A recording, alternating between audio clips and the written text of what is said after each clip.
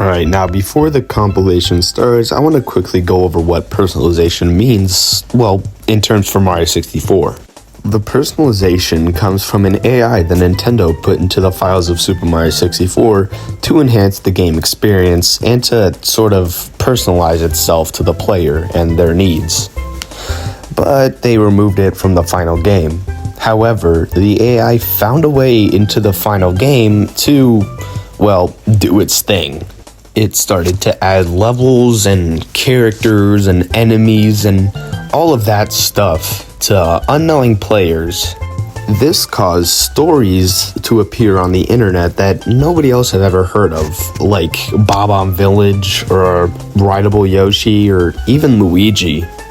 And this video covers everything you need to know about personalization in Super Mario 64. Peach's Castle. The Eternal Star Statue. The Eternal Star Statue is a statue located in the courtyard behind Peach's Castle, which is a statue in the fountain which has a star on it that has some blurry text beneath it. Some people think it says Eternal Star, and other people think it says L is real, referring to Luigi being an unlockable character, which we will get to later. I personally think that it's so blurry that you can make it out to say literally anything. However, I do think it does say Eternal Star because it would make more sense, because it's under a star statue, and if it was a Luigi statue, then it would make sense for it to say L is real 2401. However, this is just what I think. You can think what it says. You can say it says L is real, and I'd be perfectly fine with it. The fourth floor. The fourth floor is an anomaly found in Super Mario 64 with many renditions, and it's the fourth floor to Peach's Castle. So instead of beating the game when you beat the third Bowser, you will instead get a key to the fourth floor.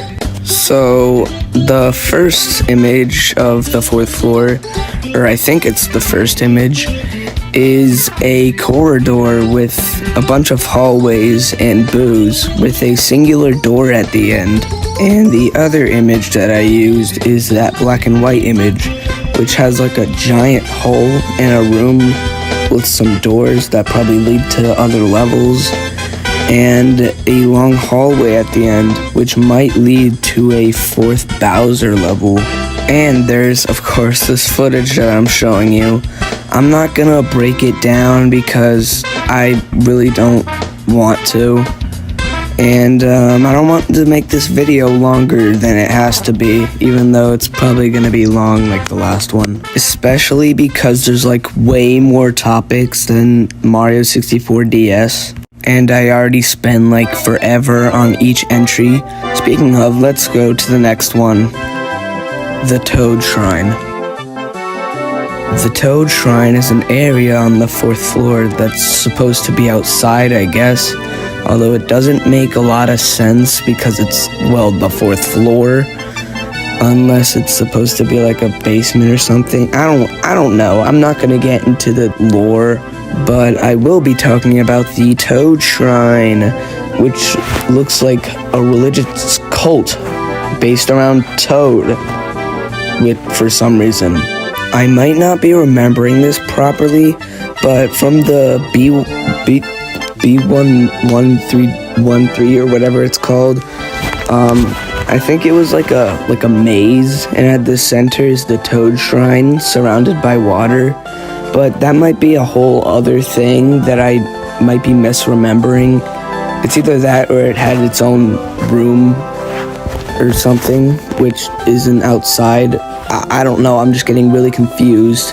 But anyways, it's just a Toad cult, so why am I talking about it? I don't even know. It's probably because it's Mario 64 is personalized. The Castle Gardens. The Castle Gardens is an anomalous area found in Super Mario 64, which I guess replaces the courtyard with a garden, even though it doesn't really look like a garden besides those flowers. and there is a path that leads to a sign, and another path that leads to a door that leads to dark rooms, which I don't know if I'll talk about that separately because it's a black room. I saw it. It's basically nothing.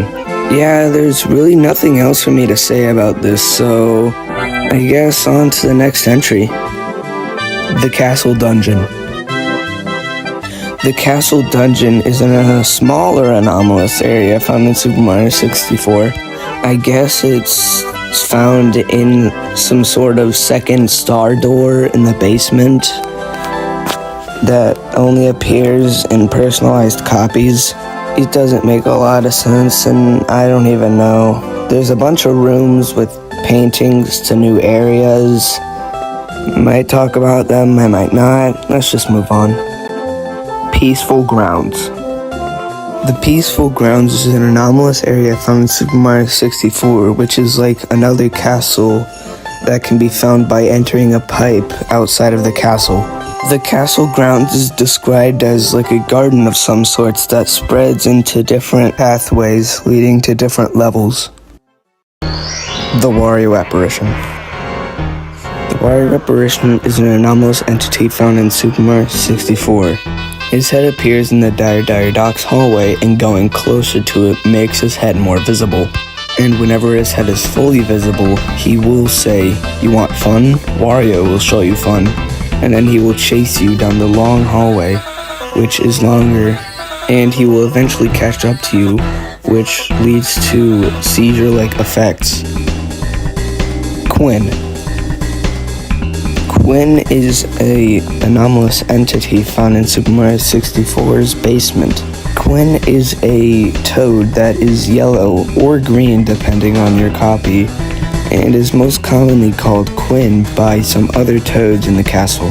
When encountering him, he mostly says gibberish, but if you encounter him on rare occasions, he will say that courses have changed, such as Lethal Lava turning blue, Bomb-Bomb Battlefield turning into Bomb-Bomb Village, and others. Broken paintings.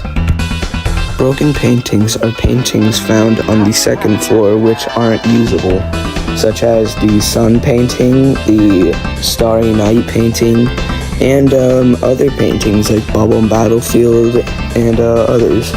I assume that this was just to keep storage low because the N64 isn't very powerful, but that didn't stop people from coming up with theories, so it doesn't really matter. Now that I am done covering all of the topics for Peach's Castle that I care about, let's move on to courses.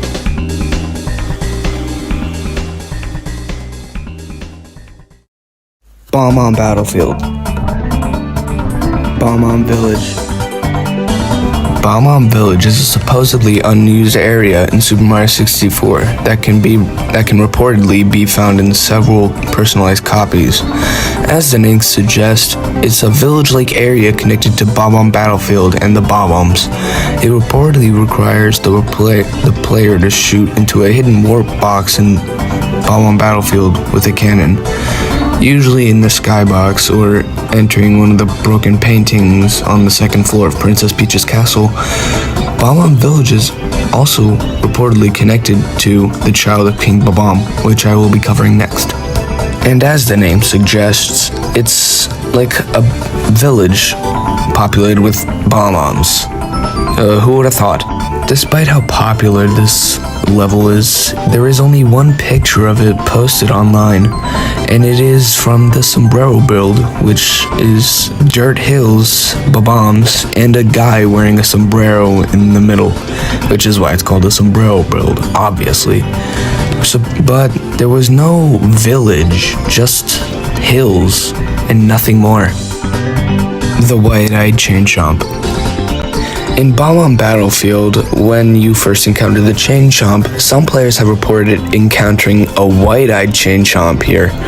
The White-Eyed Chain Chomp often serves as a warning that the copy of the game is heavily personalized and contains more dangerous and rare anomalies such as the Wario Apparition or, more commonly, the fourth floor.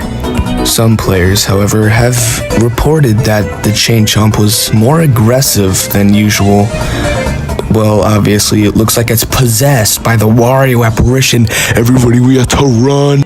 All jokes aside, this is not really dangerous in any way. Just an indicator that your copy of Mario 64 is personalized. Child of King Babam.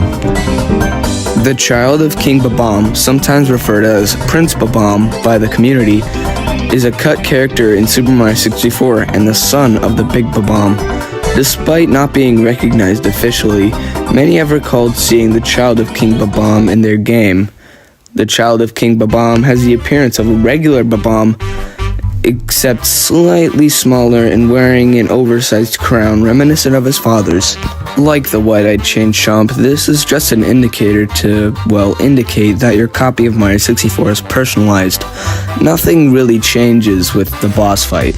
However, some claim that the Child of King Babam leads them to Bob-omb Village of the Bob-omb Battlefield painting on the second floor. Babam Brig. Babam Brig is an anomaly that can occur in Bob-omb Battlefield. When this anomaly occurs, the caged area with a 1-up red coin and switch will have all the objects removed to it, and it will all be replaced with the big Babam on the top of the hill.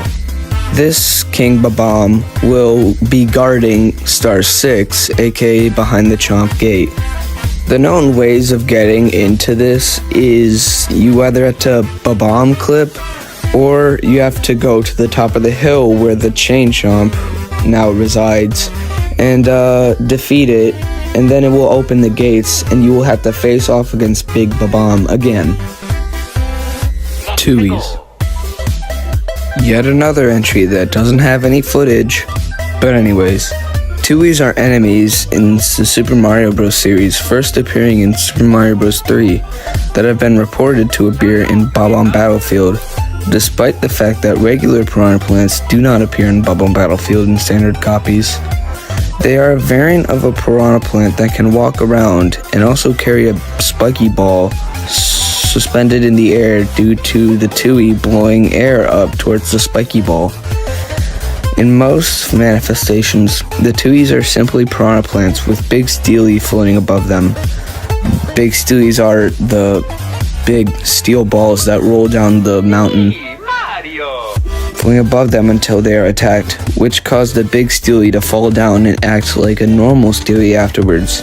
However, several have been reported Tuis appearing in their completed state, walking around with a unique spiky ball object that functions identically to a big steely, occasionally dealing extra damage. Chomp Caverns. Allegedly, an area found in certain personalized copies of Super Mario 64, Chomp Caverns is found in a big hole behind the gate in Bob-omb Battlefield where he first encountered the Chain Chomp. If Mario were to enter it, he will be transported to a large, cavernous area similar to that of Hazy Maze Cave. The cavern's design is quite linear, similar to that of many Bowser stages seen in the game, and contains many small Chain Chomps and Scuttlebugs. At the end of the cave is a small ledge containing a star, and it is said that it replaces the star behind the Chomp's gate due to their similar concepts.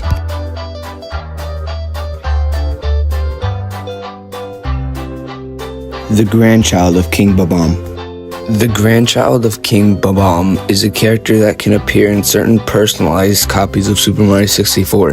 They are a mustacheless King Babam, the size of a regular Babam. They usually appear and lead players to dangerous areas and anomalies, such as the Wario apparition or soft locks. However, there is a chance they can lead you to safe anomalous areas, such as Bob-omb Village. Bob-omb Cavern. Bob-omb Cavern is a supposed sub-area of Bob-omb Battlefield, often accessed by going through a hole in the mountain where big steelies appear. It's described as a round cave with lava in the center that shares its music with Hazy Maze Cave. The level changes each time a Bowser level is completed. It also has an unused rocky texture found in the files of Mario 64. Now I'm going to proceed to cover every change that happens after you beat a Bowser level. First is before you beat any Bowser level. Before a Bowser level is completed, there is simply a rocky platform on top of a lava with a star that is to be reached using a long jump. Next is what happens when you beat Bowser in the Dark World, aka the first Bowser fight. When Bowser in the Dark World is completed, a single platform will be replaced with several rocky columns that lead up to the lava platform with a new star. Next is when you beat Bowser in the Fire Sea, aka Bowser Fight 2. When Bowser in the Fire Sea is completed, the columns will begin to crumble when stood on. There will be a new star on top. Next is when you beat Bowser in the Sky, aka the final Bowser fight.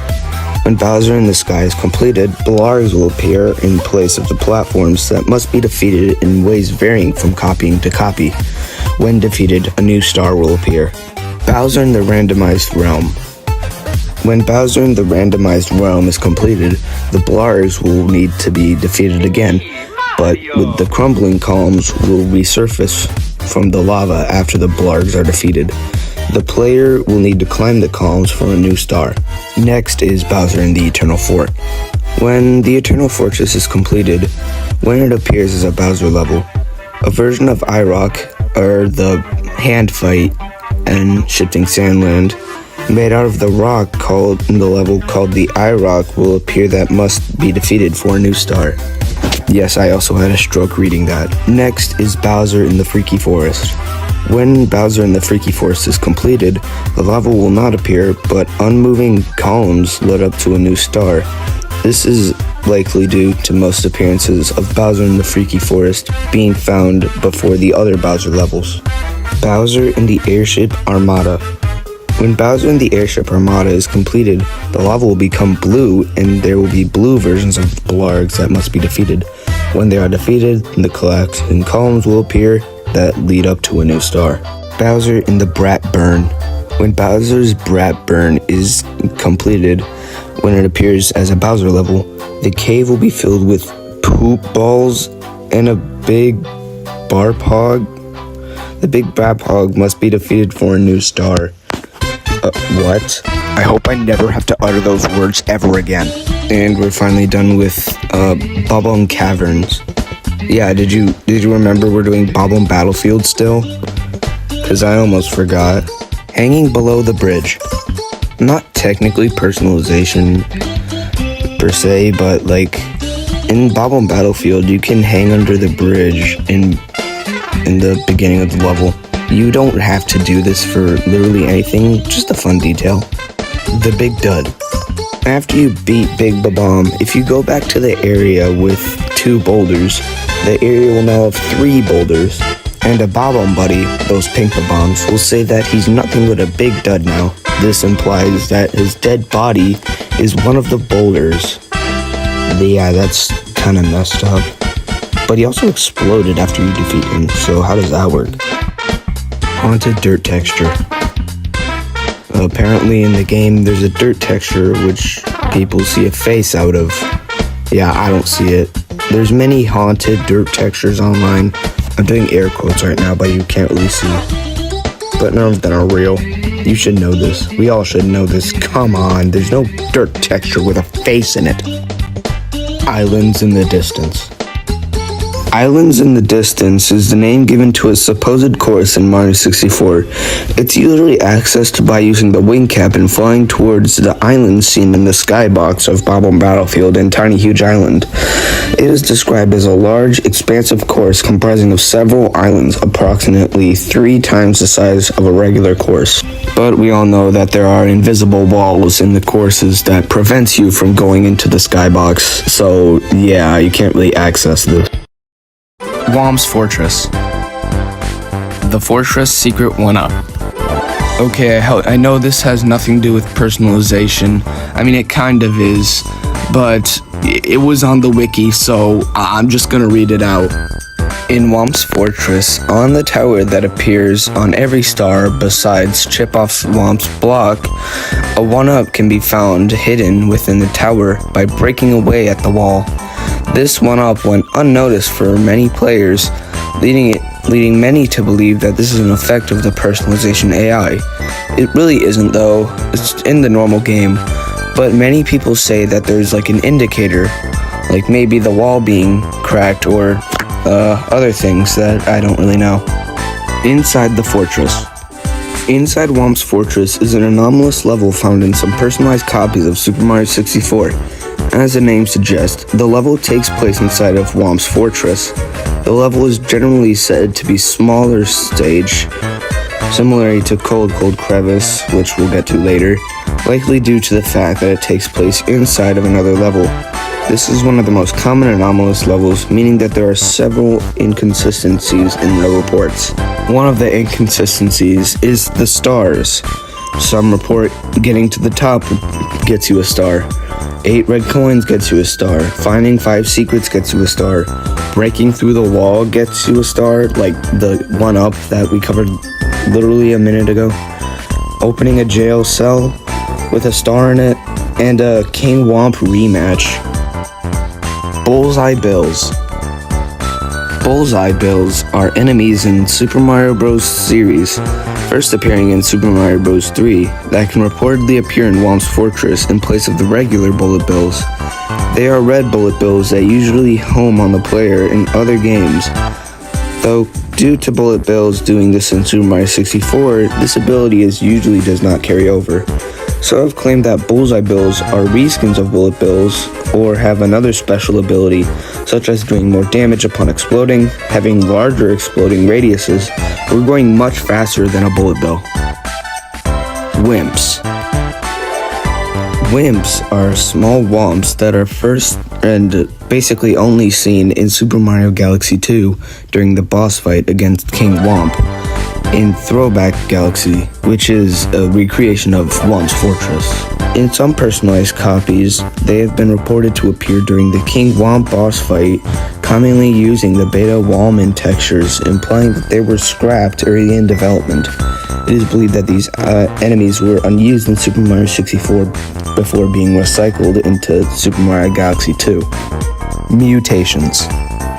Some report seeing Whomp's Fortress not being in its own painting, instead being structured in Bob-omb Battlefield, Tall Mountain, or even Jolly Roger Bay, replacing the pirate ship and possibly the cove.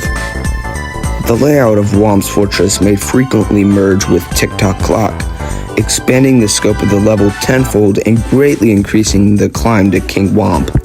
So basically just Whomp's Fortress merging with other levels. Okay. Sunken Fortress. Okay, the MIPS whole wiki literally just says a flooded version of Whomp's Fortress may sometimes appear in Dire Docks. Does it replace the level, or is the entire level still there, but Whomp's Fortress is just a separate area? I don't know. Your guess is as good as mine. Early tower platforms. This entry is basically talking about the beta of Whomp's Fortress, which featured the fortress depicted with trapezoid platforms instead of the normal square platforms, and they don't move. I mean, in this footage you can clearly see that there are the more trapezoidal platforms, but of course they never got added into the game.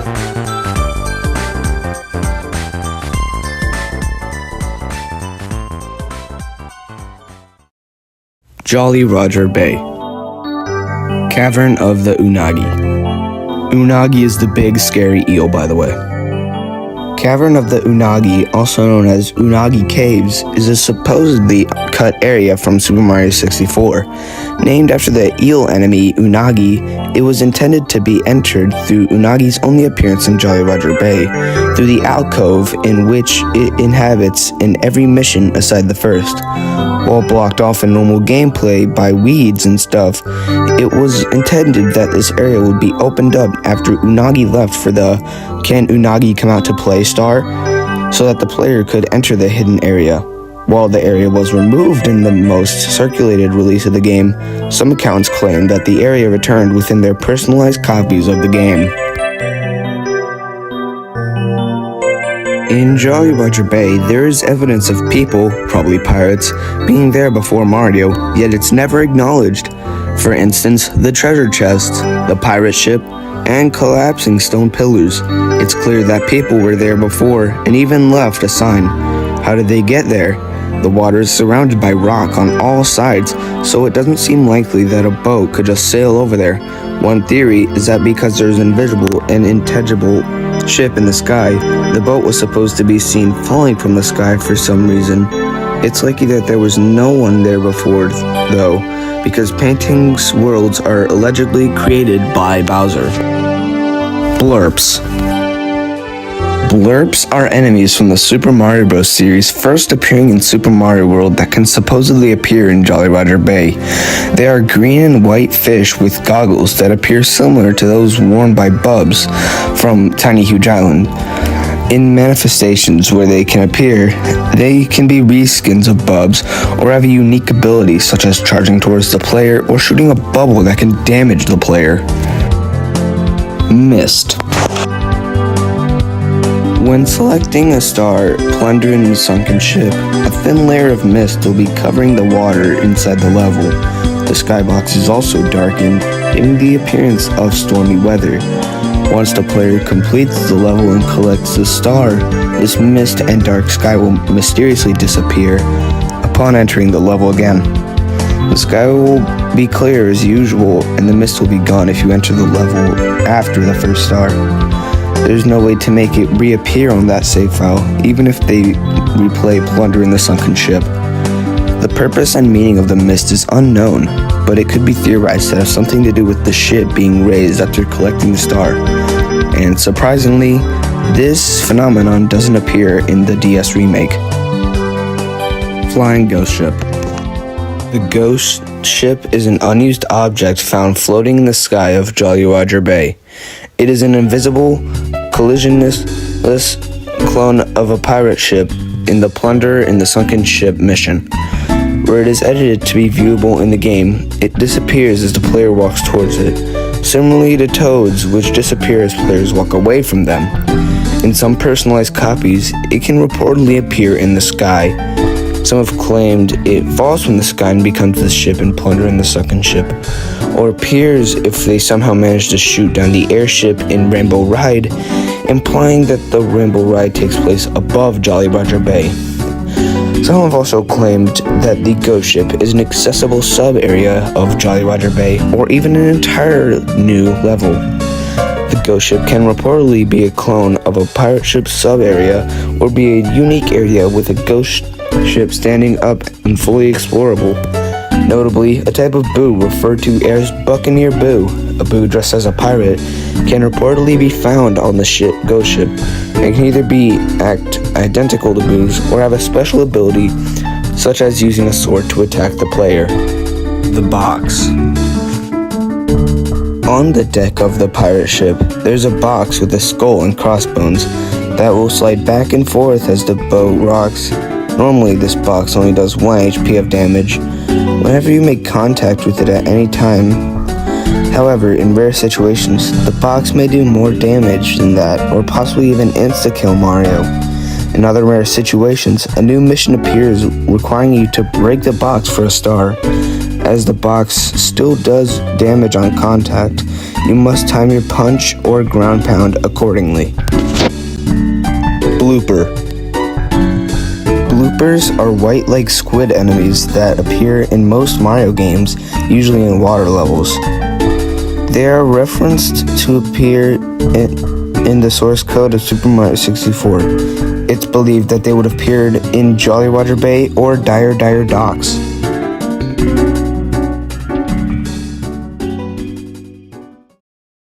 Cool Mountain. Cold Crevice. Already starting off with a bang, but Cold Crevice is an anomalous area associated with Cool Mountain. It is generally described as a linear, claustrophobic, snow-themed ravine level with very limited stars. It can commonly be accessed by sliding down a seemingly random area in Cool Mountain, or finding a hole in the geometry of the level. The level was theorized about due to it being referenced in a sign near the beginning of Cool Mountain that says, "Warning, cold crevice below." While this could have been wordplay, it led to some believing that the level existed before its eventual discovery, especially since the area did not match the description of a crevice. I just think it's a translation error, however. Shared nightmares. Shared nightmares is a phenomenon outside the realm of Super Mario 64, where many users claim to have nightmares of very similar topics. Much more attention was drawn to this idea of shared nightmares when anomalous users on 4chan shared their recollections of shockingly similar nightmares with one another that all related to Super Mario 64. I personally never had a nightmare of Super Mario 64, but I always found the 64-bit graphics were always kind of off, the polygonal shape of everything, and, well, there's a lot of promotional images that are pretty spooky if you're a little kid in the 90s. The fuck am I saying? Some examples of nightmares are, there was a promotional Mario 64 thing for the cereal called Frosted Mini Wheats by Kellogg's, and the penguins on there look, they look stupid.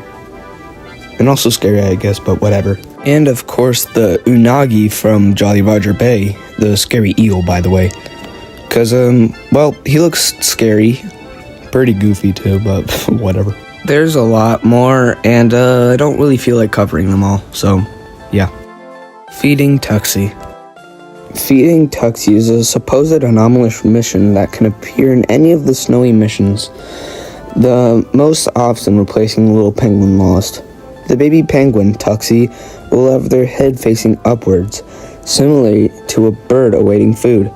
Although it is often described as looking broken, those who encounter this anomaly often describe them bring some item, often fish, to Tuxie, and give it to them, which will reward the player with a star. However, some people say there's no way to complete this mission, rendering it impossible. Standing atop the penguin. In certain copies of Mario 64, the player is allowed to stand atop the penguin in Cool Cool Mountain, which is normally impossible. While this may not seem to serve any purpose at first, it is actually possible to ground pound on the penguin to obtain coins, though doing this will also anger the penguin and make her chase the player around. Toad's Tool 64 Star. The Toad's Tool 64 Star refers to a group of anomalous objects in the Penguin Slide segment of Cool Cool Mountain that can only be viewed in level editing program known as Toad's Tool 64 with a process known as Extend Level Boundaries. Although the editor's software always views them as stray snowman heads, they have associated data with their objects. These include coins, a 3-castle star door, a butterfly, a jumping fireball, an open cannon, spindrifts, a static 3D object, another penguin NPC, and of course a power star. But as I said, it's only viewable in Toad's Tool 64. And also it's outdated, so don't trust anything it says. Avalanche, run! In certain personalized copies, a mission can be replaced with another mission called Avalanche Run. It has been reported to take place during an avalanche, with several snowballs falling from top the mountain. These snowballs can take the appearance of the body of the snowman seen in Snowman Lost His Head mission, a reskin of a Big Steely, a reskin of the rock seen in Hazy Maze Cave, or an entirely unique object.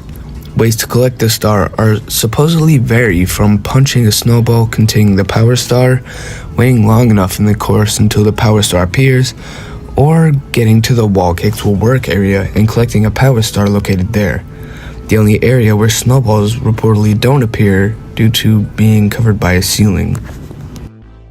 Wall Kicks won't work. It's just the Wall Kicks Will Work mission without wall kicks. The Penguin's Gold Medal. Okay, seriously, I need one of these with an image. Come on, I don't want to keep watching this boring purple background. The Penguin's Gold Medal is the name given to a supposed collectible that can be given by the Big Penguin in Cool Cool Mountain. This collectible is believed to exist because after the Big Penguin is defeated, they say, "You broke my record! Unbelievable! I knew that you were the coolest. Now you've proven you're also the fastest. I can't award you a gold medal, but here, take the star instead. You've earned it." I'm so sorry you had to hear that, by the way. Some people have said you can obtain this supposed medal and it could be used for something. And how to unlock it is by follows. Racing them after 120 stars, because apparently they get fatter, and that's actually true. Finding the big penguin in Tall Tall Mountain, which is impossible. Finding them in the secret slide of Peach's Castle. Collecting a ghoul medal, which we will talk about when we talk about Big Boo's Haunt. Then racing the big penguin, and then the ghoul medal turns into a gold medal. What do these things unlock? Well, I'm glad you asked, because there's a ton. Well, not really. Well, I'll just list them here for you. It can unlock a new race with the big penguin, making all snow-related enemies ignore the player. A ghoul medal, nothing. The penguin's cold medal appearing on the save file as an achievement. And finally, Luigi. Blizzard. In Mario 64, when you enter a snow level, there's an environmental effect called snow. And there's an unused effect called Blizzard, which is just snow, but sped up.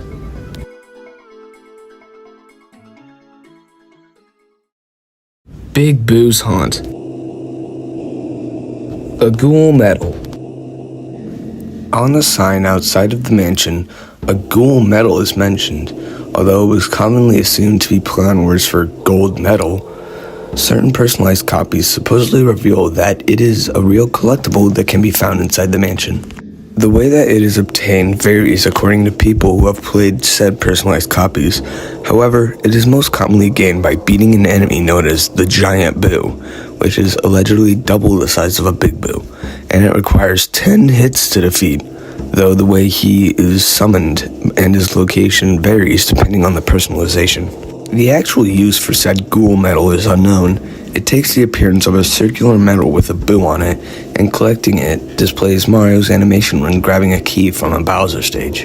Aside from the texture of the ghoul medal appearing next to the player's save file, it supposedly serves no other purpose. Big Boo's Forest. Big Boo's Forest is an anomalous level encountered in personalized copies of Super Mario 64. It universally bears some connection to Big Boo's Haunt, as implied by the name. It is relatively unstable, having potential to appear remarkably different for different players. It consistently using the same skybox as Big Boo's Haunt and the music, although on occasion it uses the Hazy Maze Cave or merry-go-round theme instead. The anomalous Dry Bones enemy is frequently reported within this stage. Over the years, people speculate that this image from the Space World 95 trailer is actually Big Boo's Forest. Secret laugh. Some people have heard a lower-pitched boo laugh on rare occasions. Almost nothing is known about this. Every time the laugh was heard, the play stalled for a second before entering the mansion. I don't remember where I heard this from, but I swear I heard someone say that the reason that this happens is when you enter the mansion and a boo plays this laugh at the same time, it comes out all distorted and stuff, because the mansion has like a different atmosphere from the outside of the mansion. This could be totally wrong though, and honestly I wouldn't be surprised. Anyways, next topic. Big Boo's Key. The Big Boo's Key is an item that can be obtained by defeating specific boos. Although it is an unused item in normal copies of Super Mario 64, it can be obtained normally in certain personalized copies of the game. Its use varies from copy to copy. In some copies, certain doors are locked and can only be opened by obtaining the key. Other copies, it is used to raise the stairs inside the mansion, and sometimes even unlocks a new floor. In some copies, it just serves no purpose at all. Big Boo's Castle. Big Boo's Castle seems to look similar to Big Boo's Haunt, but with the mansion being replaced with a castle like Peach's, how altered it might be is unknown. The merry-go-round area is also not mentioned by these reports, so it's either assumed to be the same as the final area, or it wasn't around at that time. Boos seem to be an abundant enemy in the game, with lots of them seeming to appear in the castle and its outskirts. Fishing Boo. Fishing boos are enemies in the Super Mario Bros. Series that have been reported to appear in Big Boo's Pond. They are ghastly versions of Lakitus that, instead of throwing spiny eggs, hold a fishing rod with a blue flame at the end that can damage the player. In reports where they are present, they can appear as reskins of Lakitus or hold their flaming fishing rod and circle the player, hoping to hit Mario with the flames. Notably, the fishing rod behavior is an unused behavior for fire found in the files of Super Mario 64, with evidence of an object being connected to a fire and removed. However, others have suggested that this fire is for the unused Angry Sun enemy. The Haunted Slide. The Haunted Slide is a supposed anomalous sub-area or even extra level found within the Big Boo's Haunt, commonly accessed via a hole in the floor of the basement, similarly to Vanish Cap under the moat.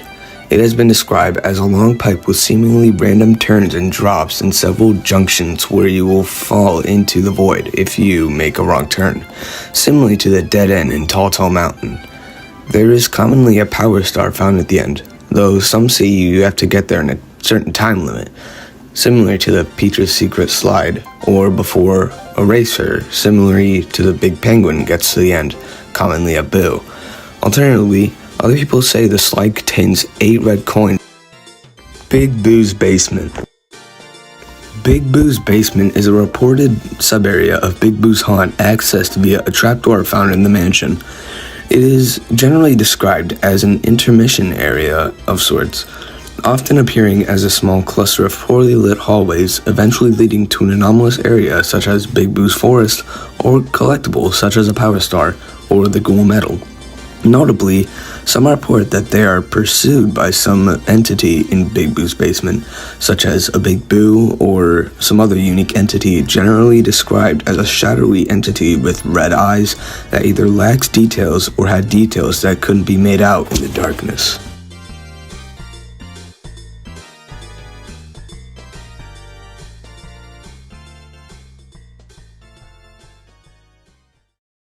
Hazy Maze Cave.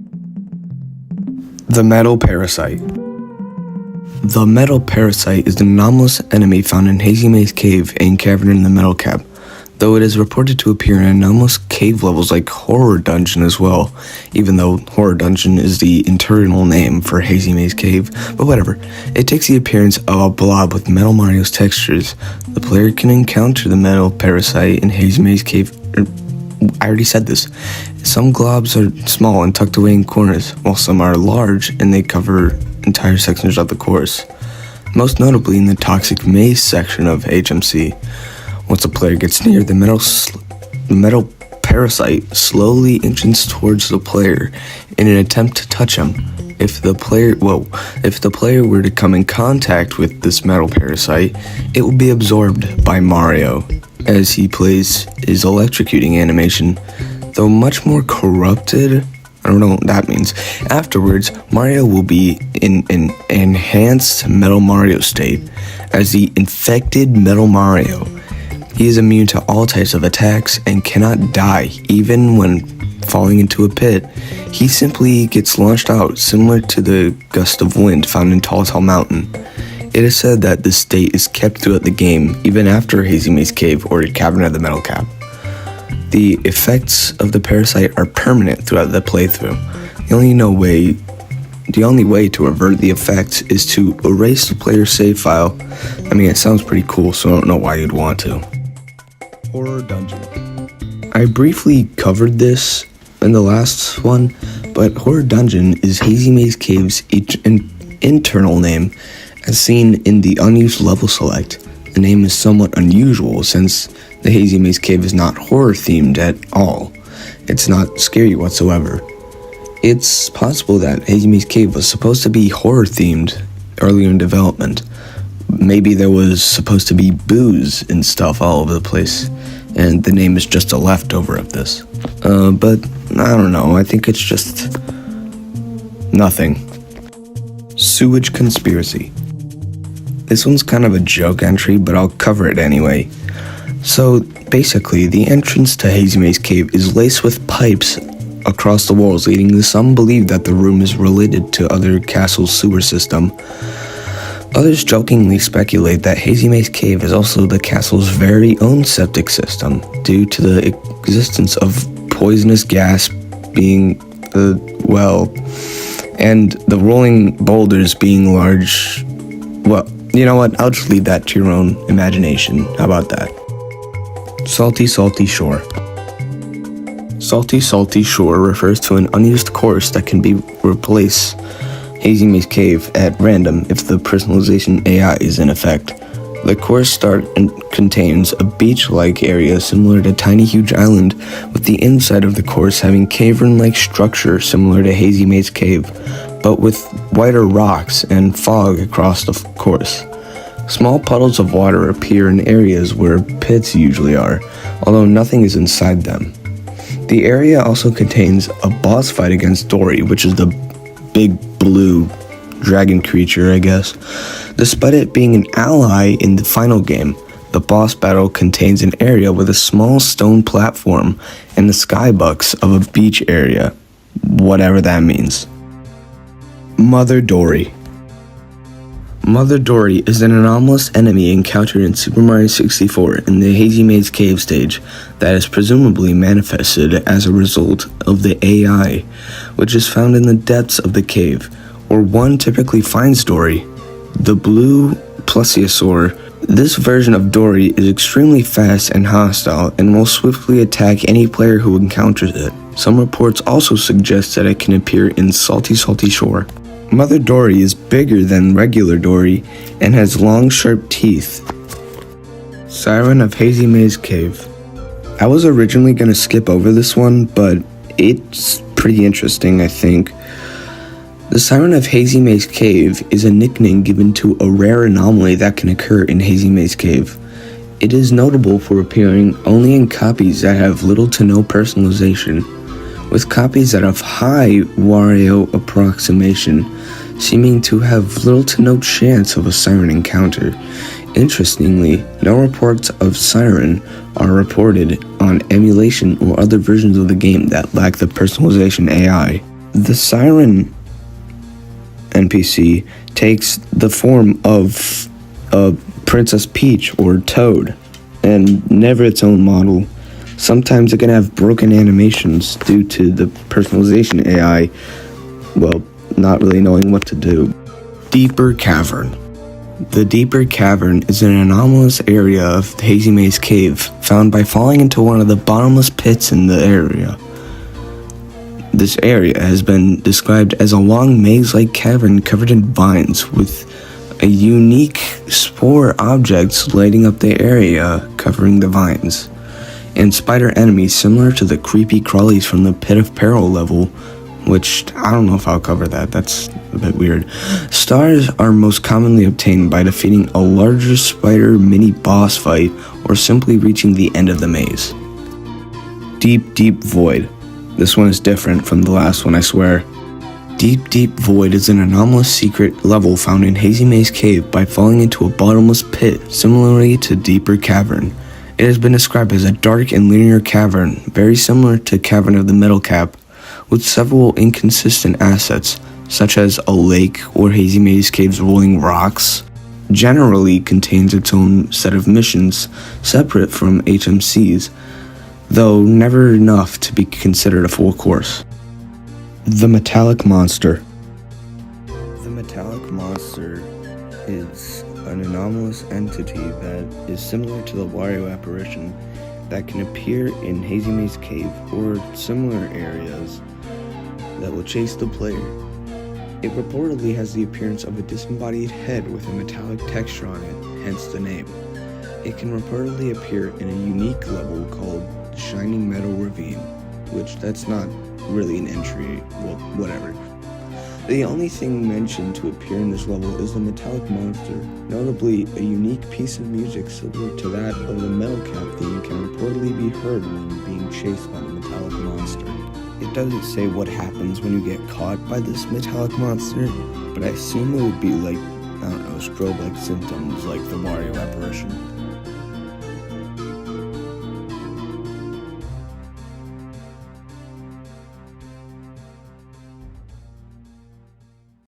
Lethal Lava Land.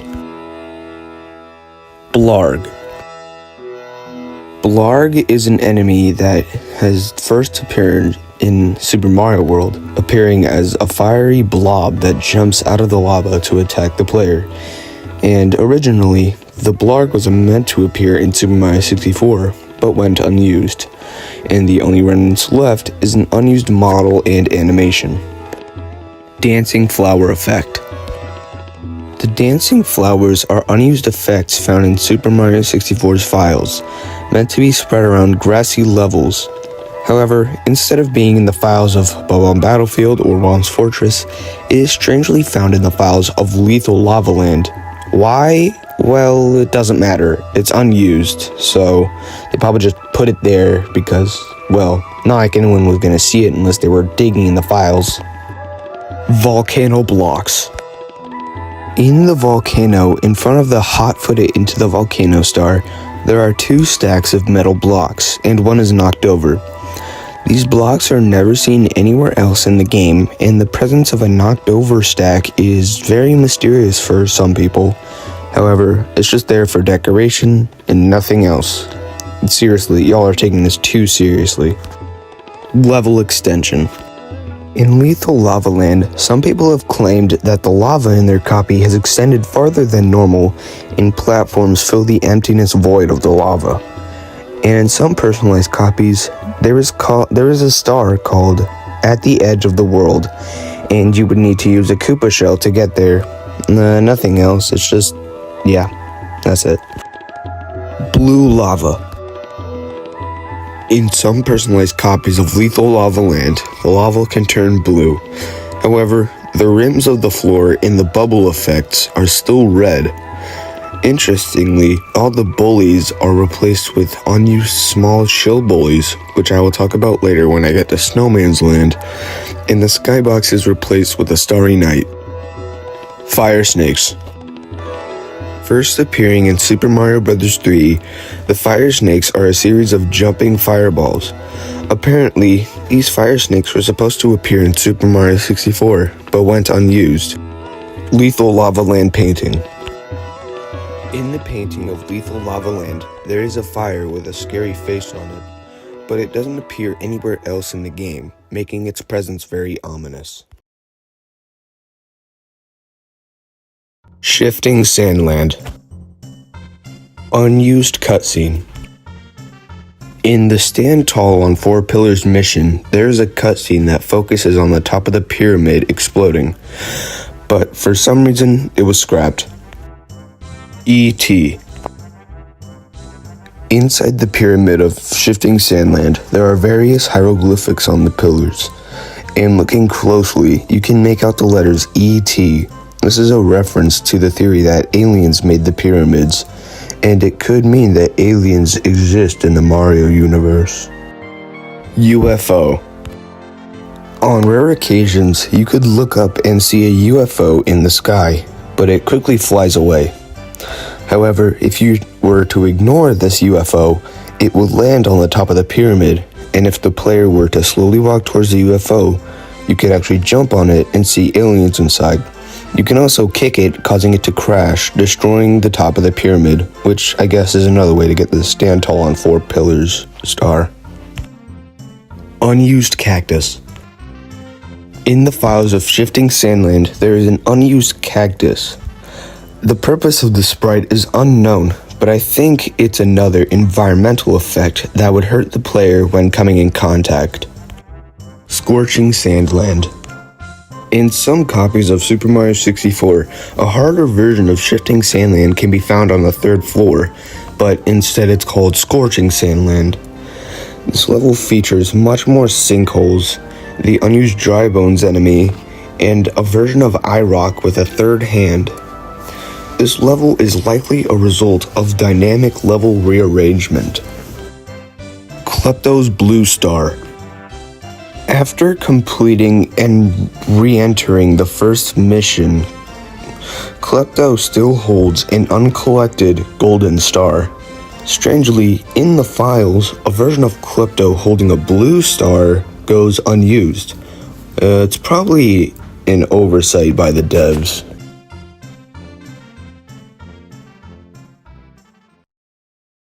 Dire Docks. Drip Drip Cave. Drip Drip Cave is a dark aquatic cavern, very reminiscent of Jolly Roger Bay, though with a purple hue. This level uses the same song as Hazy Maze Cave, but in some cases, it just uses the JRB music. The most common way of entering this level by glitching through the hatch, usually opened by completing the first mission. Another way is to enter through the Unagi's tunnel in Jolly Roger Bay. The missions include using the metal cap to defeat a big boo at the sunken ship, clearing boos in the underwater cave, 8 reds, a version of the Can the Eel Come Out to Play mission, and being out in the open and finding 2 secrets instead of the usual 5. Cheep Cheeps. Cheep Cheeps are enemies that first appeared back in the original Super Mario Bros. However, they were apparently supposed to appear in Super Mario 64, but instead were replaced by Bubs.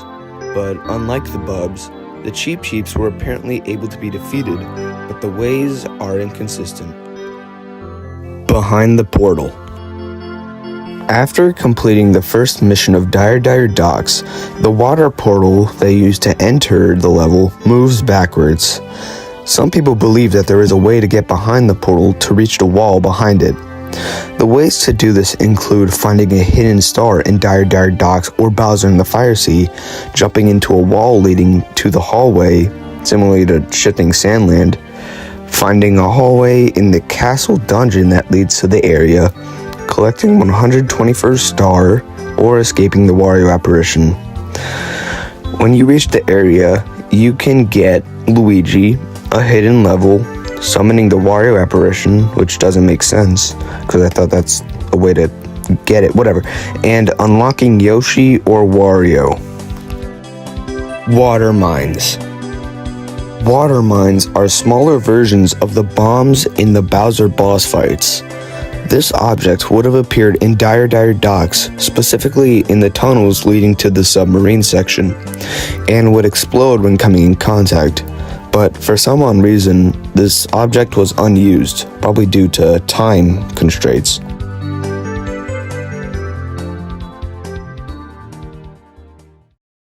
Snowman's Land. Moneybags' Domain. Moneybags' Domain is a secret area in Snowman's Land, and the ways of accessing this area varies, but it's most commonly accessed by having an enemy knock Mario through a wall. The area is large, flat surface similar to the secret slide, but flooded with coins. The exact number of coins in this area is unknown, but it's speculated that it's in the hundreds. Due to the amount of coins, the game lags a lot and can even crash if not careful. You can get 100 coin star, actually multiple of them, and the star warps them back to the main castle. All the stars just group into one, so yeah, you can't get infinite stars from this. Due to the amount of coins, people thought that this was a test room for amount of coins that the Nintendo 64 can handle at once. Small Chill Bullies. As mentioned in the Lethal Lava section, there is an unused version of the Chill Bully boss found in Snowman's Land. These versions are smaller and act like normal bullies from Lethal Lava Land, and will shove the player, probably used during the fight with the normal Chill Bully. Strangely, these enemies went unused. I personally think that this would have made the Chill Bully bite better, so it just makes me confused that these enemies went unused. Oh, that rhymed. I'm like Dr. Zeus. I mean Zeus, it's 12 o'clock in the morning, give me a break. Bob-omb Battlefield Remix. Similarly to the Autumn Battlefield, which I might have covered in the Bob-omb Battlefield section, there are reports of Snowman's Land being replaced with a snowy version of Bob-omb Battlefield, which has the same stars, but with some changes. Like the skybox being different, and patches of ice are scattered throughout the level, and Bob-ombs being replaced with the small Chill Bullies, and the big Bob-omb is replaced with a big Chill Bullies, And the way to defeat this big bomb is by knocking him off the tower, even though there's no like icy lava stuff to knock him in. Whatever, it's fine. And the music that plays in this level is the Bomb on Battlefield music, but with the instruments of Cool Cool Mountain.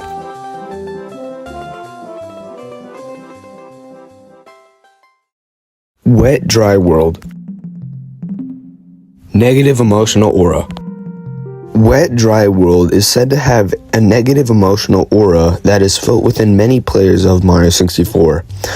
The exact reason is unknown, but likely due to the stage sharing its music with Hazy Maze Cave instead of just using Jolly Roger Bay's music, which is also a water level, or just the overall loneliness of the level.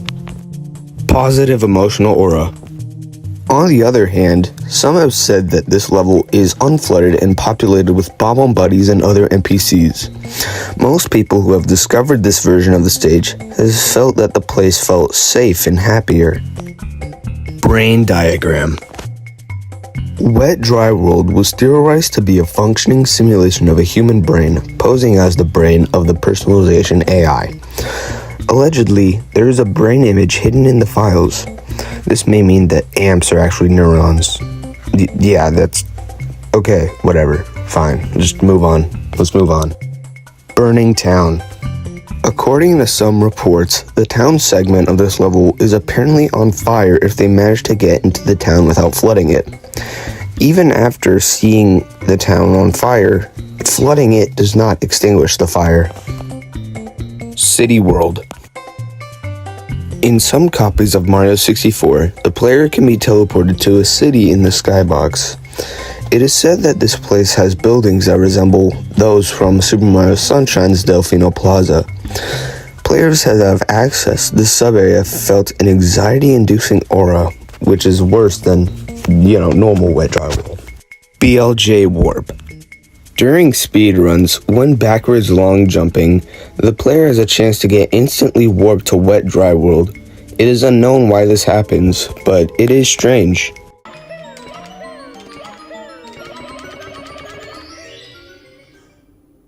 Okay. Painting oddities.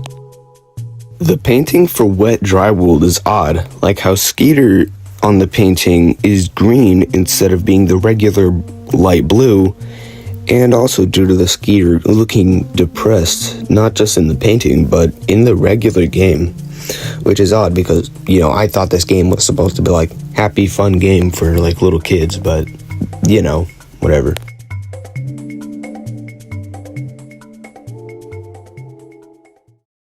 Tall Mountain. Super secret slide. Some people over time had said that there is a second slide in Tall Mountain. The most common way to enter this slide is to use the cannon to blast away part of a wall on Tall Mountain, like in Wong's Fortress. This will reveal a passageway to this side, and the slide itself was said to be very difficult, with many sharp turns, narrow passages, and even flamethrowers. When the player reaches the bottom, there will be a star in the middle. Varying mountain heights. Allegedly, in some copies of Mario 64, the mountain's height can be determined by how high or low you jump into the painting, just like the water in Wet Dry World. The shortest mountain is half the size of the regular mountain, making the Scale the Mountain mission very easy. And the largest sized is usually very difficult to climb without using tactics like BLJing. This is kind of strange because, Tall Mountain's painting is like the smallest in the game, so like, how would you even, I don't know, just next thing. Race to the top. According to some people, in Tall Mountain, there is a new mission called Race to the Top, and what, by the name, is this would be a third Koopa the Quick Star, and the player would have to race him to the top of the mountain. This would have been a really cool star, and I wonder why this wasn't in the final game, because it would make sense. DK Mountain. DK Mountain is a supposed early version of Tall Mountain. This area has similar geometry to that level, only with more jungle theme and generally feels reminiscent of Donkey Kong Country games. Upon reaching the top, the player will face off against Donkey Kong himself, and when Mario approaches him, he says some Japanese text that roughly translates to, "Mario, what are you doing here? Get out of my mountain, get out of my jungle." What DK would have actually done in his boss fight is unknown.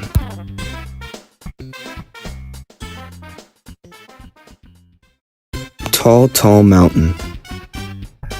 Normal-sized island. In the room where you enter Tiny Huge Island, there is a small painting to the left and a big painting to the right, but in the middle is a regular-sized painting that cannot be entered by the player. However, some people state that you can enter this painting and be transported to the normal size of Tiny Huge Island. However, you do not need to go here for any specific missions, but it's here. The Textureless Mario Anomaly. The Textureless Mario Anomaly is said to appear in personalized copies and will usually result in bugs, crashes, and texture flickering. While the anomaly is active, the HUD, the pause screen, and the geometry will flicker and the textures may appear black. And most importantly, Mario will lose all his textures, making him this scary, weird version of Mario. And if you want more information, I would recommend Swanky Box's video about this anomaly. He goes more in depth and, well, actually talks about it more. But me, I have stuff to do. I have places to be, and Mario personalized stuff to talk about. Unused chain texture. Yep, it's a chain. It was probably supposed to appear in the Wiggler boss fight. Maybe for just decoration, but who knows? It's unused for a reason. Yeah, this is where personalization really slows down, which means we'll get through these courses faster, and we'll talk about the new original courses that the personalization AI made up. So yeah, that's pretty awesome. Look forward to that, maybe in the part 4.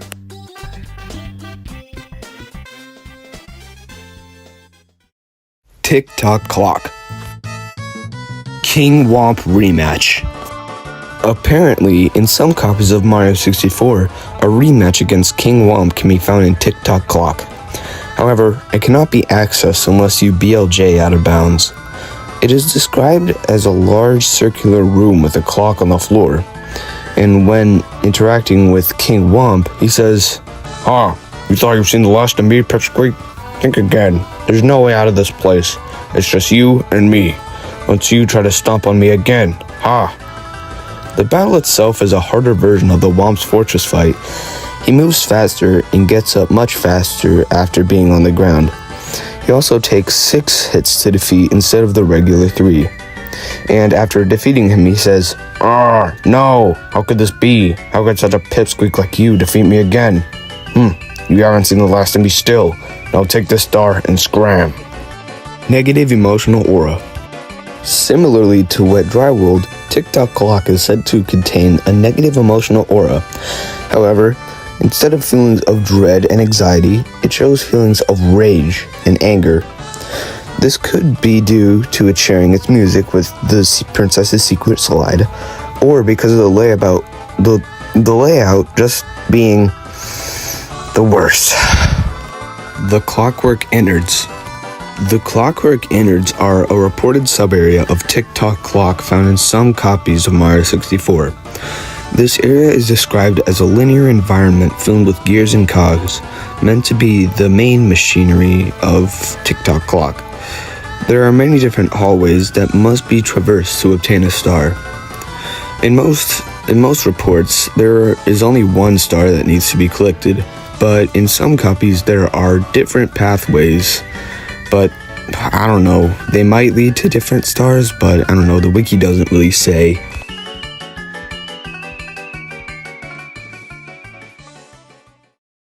Rainbow Ride. Rainbow Village. Rainbow Village is a sub-area of Rainbow Ride. Well, obviously. The sub-area contains houses from Wet Dry World, and the ground contains the unused Dancing Flowers effect. It also contains a statue similar to the Toad Shrine, but whether or not it is related is unknown. There are toads and Bob-ombs buddies who inhabit the village, though there were friendly Goombas, regular Bob-ombs, and Koopas reported as well. Inside the airship. In some copies of Mario 64, the player can supposedly enter the airship by ground pounding at a certain spot. Inside the airship is a large wooden area filled with rooms separated by doors. Well, yeah, that's how rooms work. This area is populated with Goombas, Bob-ombs, and the unused Hammer Bros enemy. This area contains a red coin mission that counts as a secret star. That's it. Paragoomba.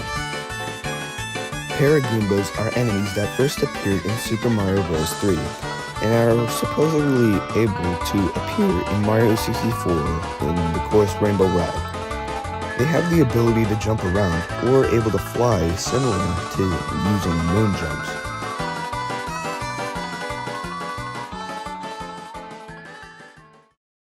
The Secret Slide. The Yellow Cap Switch. The yellow cap switch is supposed to be the fourth cap that you can unlock, even though it's not really a cap, which would have unlocked the Koopa shell. There's an image that shows the switch and an empty box in the secret slide, which made people speculate that this would have been the place you can activate it. Sliding for red coins. Apparently, there would have been a third star that is in the slide that would have been a red coin star.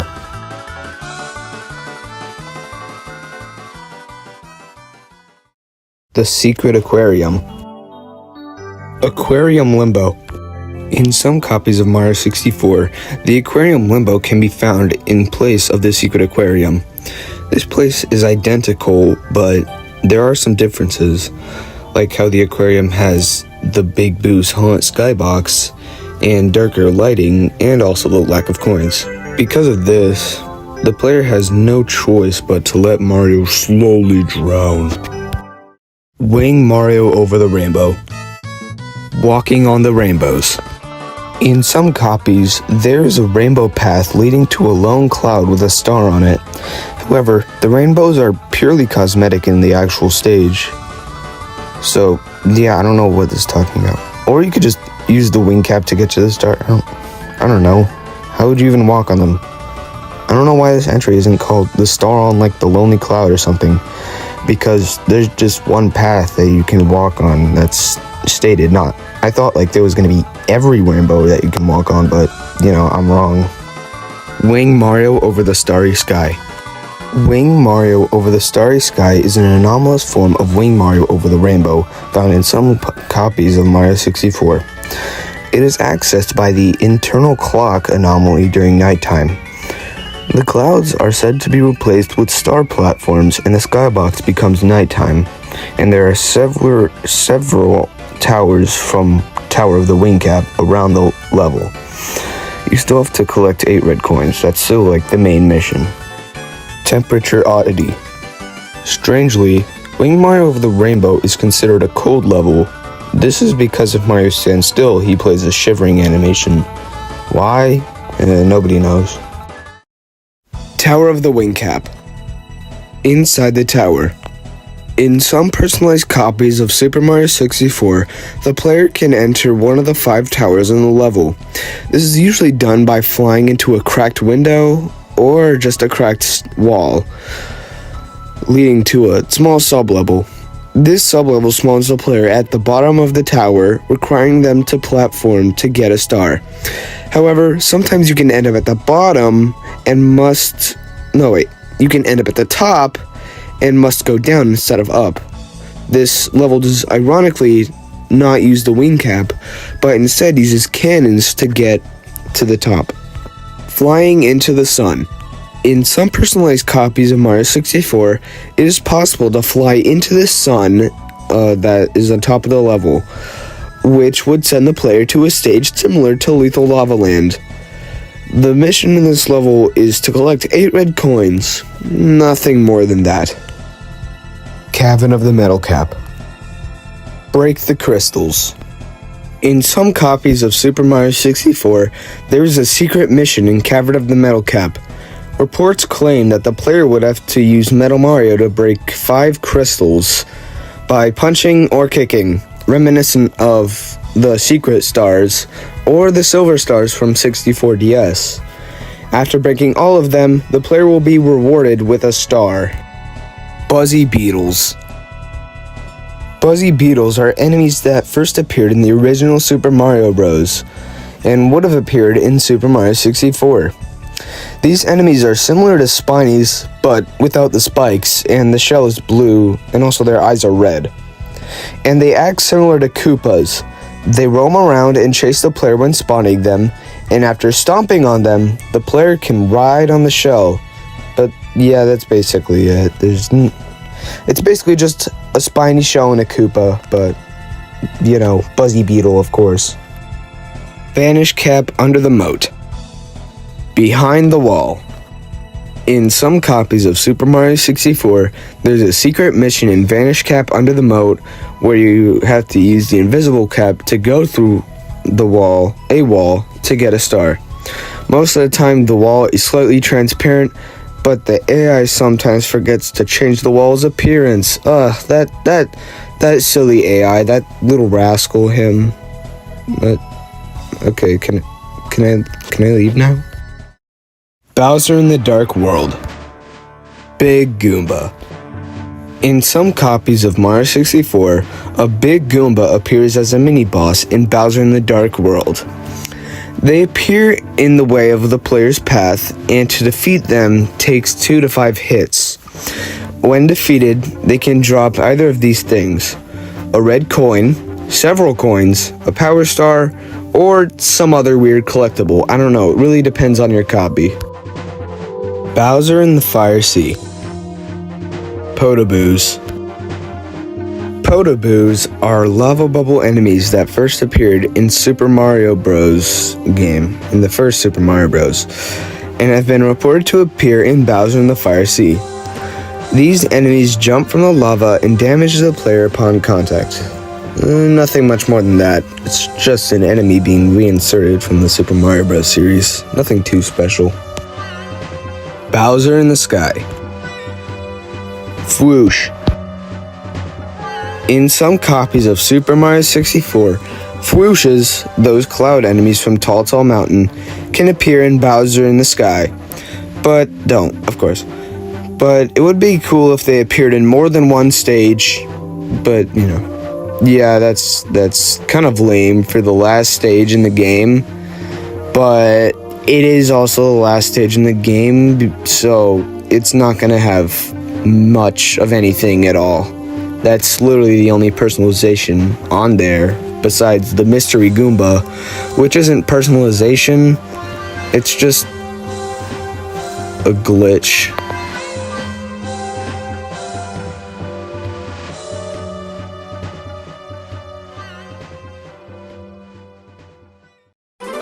Flying Fortress.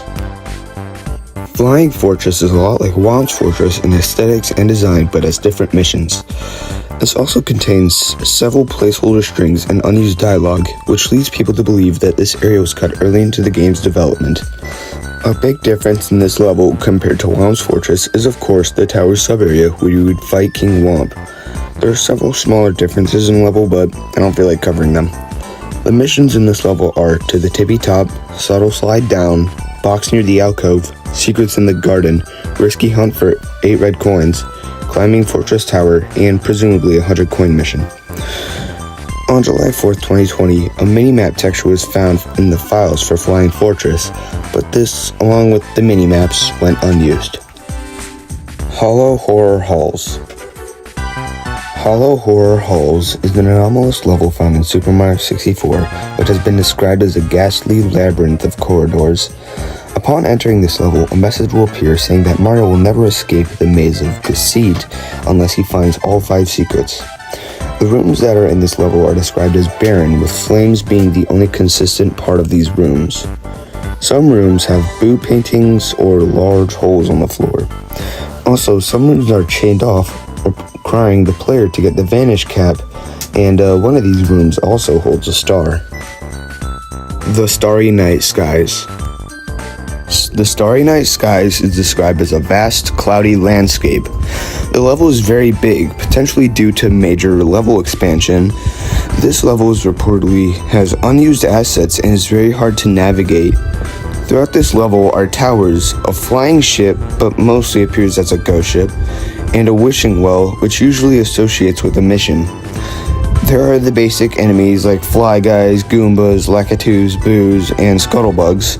There is even a King Womp fight, which can drop either a star or a single red coin, which leads up to the missions in this level, such as Big Star in the Sky, red coins, defeating King Womp sometimes, defeating a Big Boo on a ghost ship, climbing a tower, 5 secrets, collecting coins and putting them in the wishing well, racing a Klepto-type character, and a 100 coin star. Sunny Skyline. Sunny Skyline is an anomalous level that is related to Starry Night Skies. It is described as a daytime variant of this level and gives off a much more positive vibe. The changes in this level is the ghost ship is replaced with a regular ship in the sky. There isn't a Big Boo mission. Instead, it is similar to Rainbow Ride's first mission, and the level is much smaller. Blasting Bullet Factory. Blasting Bullet Factory is an anomalous level found in Super Mario 64, usually replacing Tick-Tock Clock, which it could possibly mean that it's an earlier version of Tick-Tock Clock. This area is very similar to Tick-Tock Clock, being a tall, cylindrical level with several branching paths. These paths have unique hazards and enemies. The enemies throughout this level include Bob-Ombs, Chuckias, Heave-Hoes, Bullet Bills, and the unused Motos enemy, which we'll be seeing a lot. There's a sub-area in this level that would supposedly contain the yellow cap switch. Not much more than that. This area has similar missions to Tick-Tock Clock as well. However, other missions include fighting a Chuckya or Motos, getting through a conveyor with poisonous gas, finding one in the office area, using a Koopa shell to go to an inaccessible area, and somehow chasing a star. Shaky Stable Stacks. Shaky Stable Stacks is an anomalous level found in Super Mario 64. This stage takes place on 2 mountains made of stacked stones that resemble Tall Mountain, but are much smaller. One of the stacks are shaky and the other is stable, as the name implies. But other than that, reports are very inconsistent. The only consistency of these reports, other than the 2 mountains, is that the level reuses platforms from Rainbow Ride. The stable stack features obstacles that are built into the level geometry and require more precision. The only way of traveling between the mountains are ski lifts from Cool Mountain. Strangely, there is nothing about the shaky mountain described. The missions include a shaky climb, a stable climb, the golden stem, red coins between the mountains, and presumably a 100 coin mission. Sunny Sky Heights. Sunny Sky Heights is an anomalous level that was meant to appear in the sun painting on the 2nd floor. The level itself contains cloud platforms reused from Wing Mario Over the Rainbow, but with a more organized layout. These clouds form a sort of ring around a big orange orb of lava, which represents the sun. The sun has various sizes throughout the reports of this level. Depending on how big the sun is, the difficulty of traversing changes, sometimes making it impossible to traverse without a wing cap. Sometimes there can be stormy clouds that can make enemies deal more damage. It can make a wind effect. It can spawn more coins, make bullies appear, or it could just be purely cosmetic. Despite being a full course, there are only 2 stars, and the first star can either be a Klepto mission or a King Bomb mission, and the second star is a red coin mission. However, some people have reported a 3rd mission called Etching the Star Sigil. However, ways of obtaining the star is unknown. Amp Cavern. Amp Cavern is an anomalous level found most commonly on the 4th floor. Amp Cavern is described as a dark and expansive cavern that is hard to traverse. This cavern is filled with amps, well, thus the name, but it also has stalactites, stalagmites, and crystals. The enemies that appear in this level are cavern-like creatures like scuttlebugs, but they appear less than amps. Missions are inconsistent. Some appear in one copy, but in the other copy, they're just gone. This happens likely due to the AI being, well, stupid. That's pretty much it. However, the most speculated missions are navigating through a maze, collecting 8 red coins, or breaking a box of some sort. Chroma Tundra. Chroma Tundra is an anomalous level located on the 4th floor. The level is a frozen, hard-to-traverse wasteland that is full of frozen lakes and rivers that go throughout the level like veins. If the player comes in contact with these frozen lakes, they react to it like lava. This course seemingly goes on forever for some reason. There is an igloo in this level, which is populated by toads wearing winter clothing, known as the Blizzard Lands. The player spawns on a frozen lake, requiring the player to damage boost to get out, but if the player unlocks the ice cap, they can get off without taking damage. There is an area named the Frozen Citadel, which is described as a gray cuboid structure. This level is found in one of the frozen lakes, which has floating stone platforms that lead to another platform with enemies that need to be defeated to enter this area. There are 2 pathways when entering the Citadel. Citadel. Oh my god, that's a hard word to pronounce, guys, I swear. Which can lead you to a boss fight against Prince Frostbite, or they dive down to encounter a passage to a staircase that leads to a prison-like area. I mentioned this briefly earlier, but the ice cap is an anomalous power-up that makes the player immune to ice lava damage, making traversing this level much easier. Luckily, all 7 missions are known, and the names are as follows: 8 red coins hidden in the blizzard, tussle with Prince Frostbite, Bell in the Blizzard Lands, ascend Bowser's frozen citadel, capsized, Koopa the Quick in the unbearable blizzard, and a 100 coin star. Idyllic Islands. Idyllic Islands is an anomalous level found in the basement of Princess Peach's castle. The level is very similar to Lethal Lava Land with its similar layout. However, this level has water instead of lava. The water acts as quicksand, which kills the player upon contact. This level has the basic land objects like palm trees, and flowers. The only enemy that consistently appears throughout reports is Mr. I. However, Jesus Christ, some people have reported the Moto's enemy also appearing. In the center of this level, there is a whirlpool that leads to an underwater sub-area. This area is inconsistent, but is described as looking similar to Jolly Roger Bay. And people have reported more whirlpools and even sinkholes that act like quicksand. But overall, this sub-area is very unfinished. But there is a star in the sub-area, which is described as collecting coins until a star appears. The missions in this level are said to be very similar to those of Lethal Lava Land, and not much more than that. Moto's Factory. Within the files of Super Mario 64, a stage nicknamed Moto's Factory was found, discovered from the 2020 IQ leak. And unlike the other unused levels, this level has no files associated with it, making its existence very speculative. The most concrete proof of this existing is an associated object bank. Object banks are arrays of objects loaded in to be used in a level, and there is an object bank not associated with any level. This object bank has motos, amps, heave hose, and some other unused objects. One of these is named, and sorry if I butcher these names, Shigo, which roughly translates to ladder, and the other is, again, sorry if I butcher this, Ishiusu, which translates to millstone. Both of these can be seen in early concept art.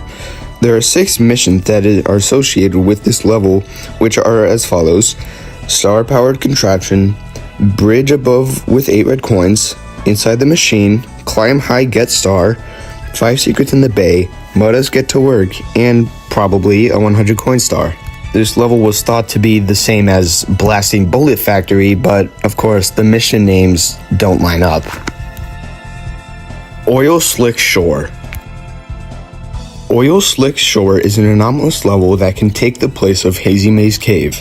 The level itself is a beach valley with grassy hills contaminated with oil slicks and certain enemies like Goombas and Skeeters. However, these enemies are covered in oil and have yellow eyes. The water in this level is dark gray, having spots of oil that damage the player upon contact. These waters are populated by bubs and sushi, but with green color palettes. A section of the shore appears to be dug out into a dry dock, and sometimes Bowser's submarine can be seen. There's even an industrial-like area populated by Shy Guys and Motos, but they wear hazmat suits. There was a reported mission where you would face off against a giant version of Dory, but with oily skin and yellow eyes. The way to defeat Dory is by ground pounding her head when she swoops down. After the player does this 3 times, Dory sinks into the water and a star spawns, but the other missions are unknown. Sky High Pipelands. Sky High Pipelands is an anomalous level found somewhere in Princess Peach's castle.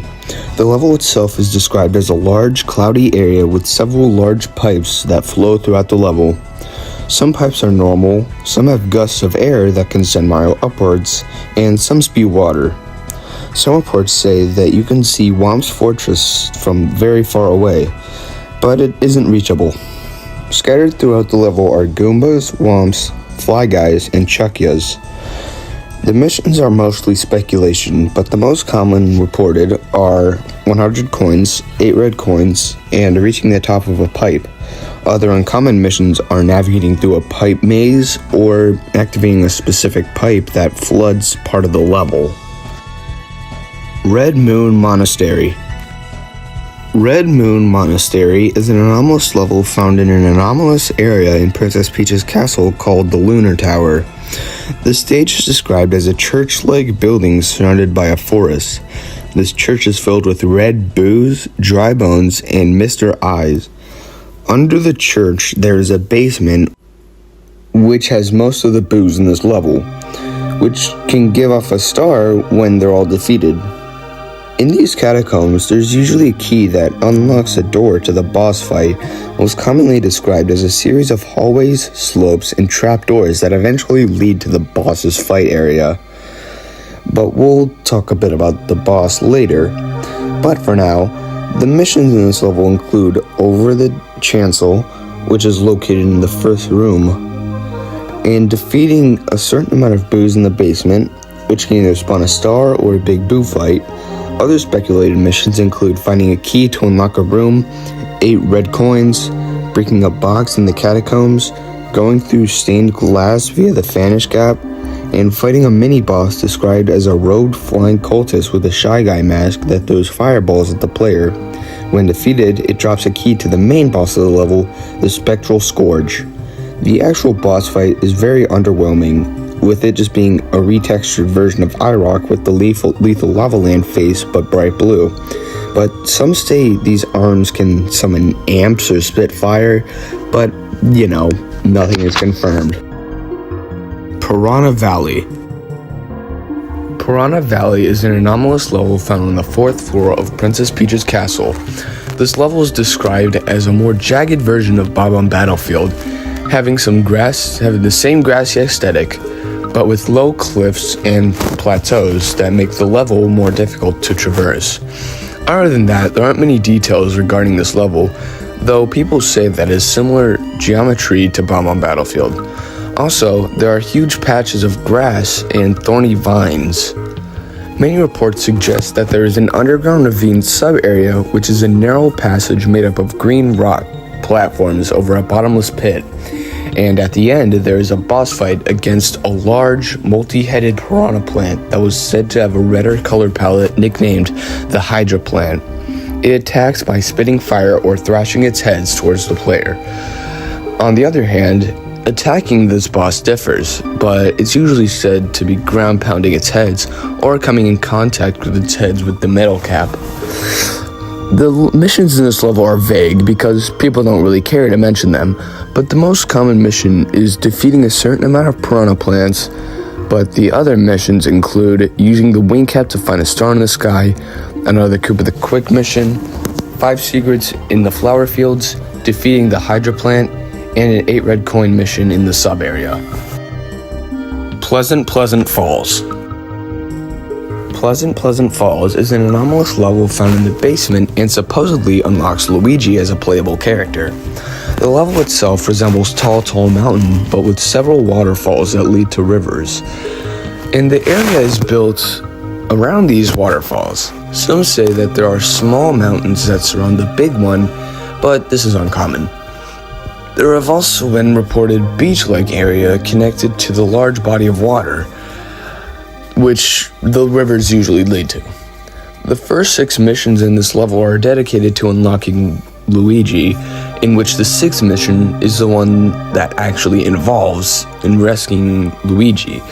And of course, there is a 100 coin mission. Koopa Troopa Plains. Koopa Troopa Plains is an anomalous level that can supposedly replace Bob-omb Battlefield, but can also appear on the 4th floor.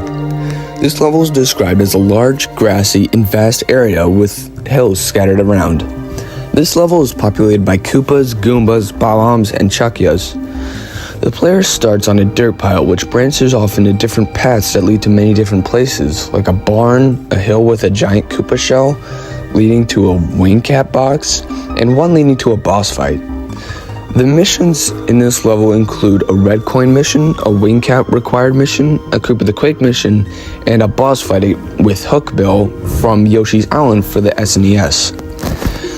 Hookbill usually charges towards the player as his main way of attacking, and the only way to attack him is by kicking him to knock him to the ground, and the player will have to ground pound him. After doing this 3 times, the player will be rewarded with a star. Burnt Village. Burnt Village is an anomalous level that can either replace Lethal Lava Land or can be found on floor 2B. Many reports say that the level is separated into 4 locations, so I will cover them briefly. The first section is the village, which is a wet dry world-like village surrounded by lava that is populated with Bob-omb buddies, dry bones, bullies, and white Bob-ombs due to the enemy discoloration. The next area is named the Clouds. It resembles Winged Mario over the rainbow. It also contains an ice flower power-up. Enemies can be found like Mr. I and Fooshes, not much more than that. The next area is named the Palace, which is accessed by using a cannon. This area contains a palace, well, obviously, that has one room that is gold and white with a sun design in the center, and inside this palace is an angry sun, which is a boss fight of the level, and the way to defeat the angry sun varies. Some say you have to use the ice flower ability, while others say that you have to ground pound it for some odd reason. It's the sun. But anyways, once defeated, it will drop a star. And the last area is the tower, which resembles the Womp's Fortress Tower with moving platforms to get to the top. And when you get to the top, the player will face off against Big Bully. The mission in this level include finding a star in the clouds, defeating the angry sun and the Big Bully, finding a star in the lava, collecting red coins, and presumably a 100 coin star. Slip and Slide Islands. Slip and Slide Islands is an anomalous level that is presumably an extended version of the Princess's Secret Slide. The level itself is made up of many islands that are connected by slides. Every slide that is in the final game is used here, and there are even new slides in this level, but the level itself isn't really special. The missions include a race with Koopa the Quick, going down the Cool Mountain Slide, going down the Tall Mountain Slide, an 8 red coin star, and a 100 coin star. Delicious Cake. Delicious Cake is an anomalous mini-stage found in Super Mario 64. The level itself takes place on a table with a giant cake in the middle with a star on top. This could have possibly been the first level that the player encounters because of the dialogue that says, Oh, Mario, I am so glad to see you. I baked this cake for us to eat. There's a problem. I'm stuck inside the walls. Mario, you have to save us from that Koopa King. I'm channeling all my star energy just to talk to you, Mario. Please, take the star atop the cake. Hopefully it will help you on your journey. Good luck, Mario. I'm sorry. This is too funny. This is some dialogue said by Peach, probably. I don't know, what was there to say? It's just a star. Eternal Fort. The Eternal Fort is a very mysterious level, even as personalization goes. Barely anybody has seen this level. The reason why is because the AI only shows you the level if the player is worthy, and the way to be seen as worthy is unknown. The level itself is described as the ultimate challenge, even to the most experienced players, but the overall layout is still speculated. Lethal Lava Ruins. Lethal Lava Ruins is an anomalous level found in Lethal Lava Land. The level itself is a square and is very similar to the inside of Shifting Sandland's pyramid. On the other side of the map is a dark stone plain called the Obsidian Field. There are also platforms that spread throughout a large structure, but there is no way of entering it. Also, there are no reported stars, and there are basically nothing to this level, if you can even call that a level. I call it more of a sub-area, but whatever, the wiki states it as a level. I'm just gonna shut up. The World of Dreams. The World of Dreams is an anomalous area found in personalization-only courses. The area itself is described as a large, grassy, or sky area that has assets from Princess Peach's castle scattered around. This level is most known for the pillars with the Peach painting. No stars have been reported in this area, but a strange segment known as the Pathway can be found. The area itself is described as a large, dark area with the Peach structures. The sub-areas usually has no purpose, but some people report that it takes you to a course or gives you a key. But, both of those are unknown. The Pit. The Pit is a grassy landscape with flowers scattered everywhere. And, there's also a giant hole in the middle, and when jumping into the pit, the game crashes. This is some earth-shattering stuff, guys. The Final Stretch. The Final Stretch is an anomalous level that can replace Bowser in the Sky as the final level in the game. The level is described as a large, temple-like area with difficult platforming and lots of enemies, such as Sly Guys, Bullies, Lakitus, Bob-ombs, and Frushas. There are several types of geometry and hazards of this level. Most appear in the other Bowser levels, and some are entirely unique to this level. The boss fight is, of course, Bowser, but he is a cyan color, which is referred to as Bowser's brother. This is a reference to the original Super Mario Bros. As like the fake Bowser you fight in World 8. However, some say that this Bowser is not the final boss, but a halfway boss instead. Upon clearing the level, the most common reward is a Power Star. However, some have reported a different ending or a key to the 4th floor. The Lost Spikes. The Lost Spikes is an anomalous level found in Super Mario 64. The level resembles the skybox of Bowser in the Dark World, being a black and green landscape covered in stalactites and stalagmites of varying heights. The missions in this level have no theme, they are just scattered around the level, leading most to believe that this area was unfinished. Another factor to this claim is that there are no enemies or objects, except, the coins and stars. The Bowser Room. The Bowser Room is a simple gray room with Bowser peeking out from a window. There are many interpretations of this room, but most don't have missions, making the room practically useless. Poke Oasis. Poke Oasis is a track in Mario Kart 64, but is also a level in Super Mario 64, supposedly. The level supposedly takes the place of Shifting Sandland and is a relatively small level. The area itself is a sand land that has a pond surrounded by palm trees and the unused cactus object.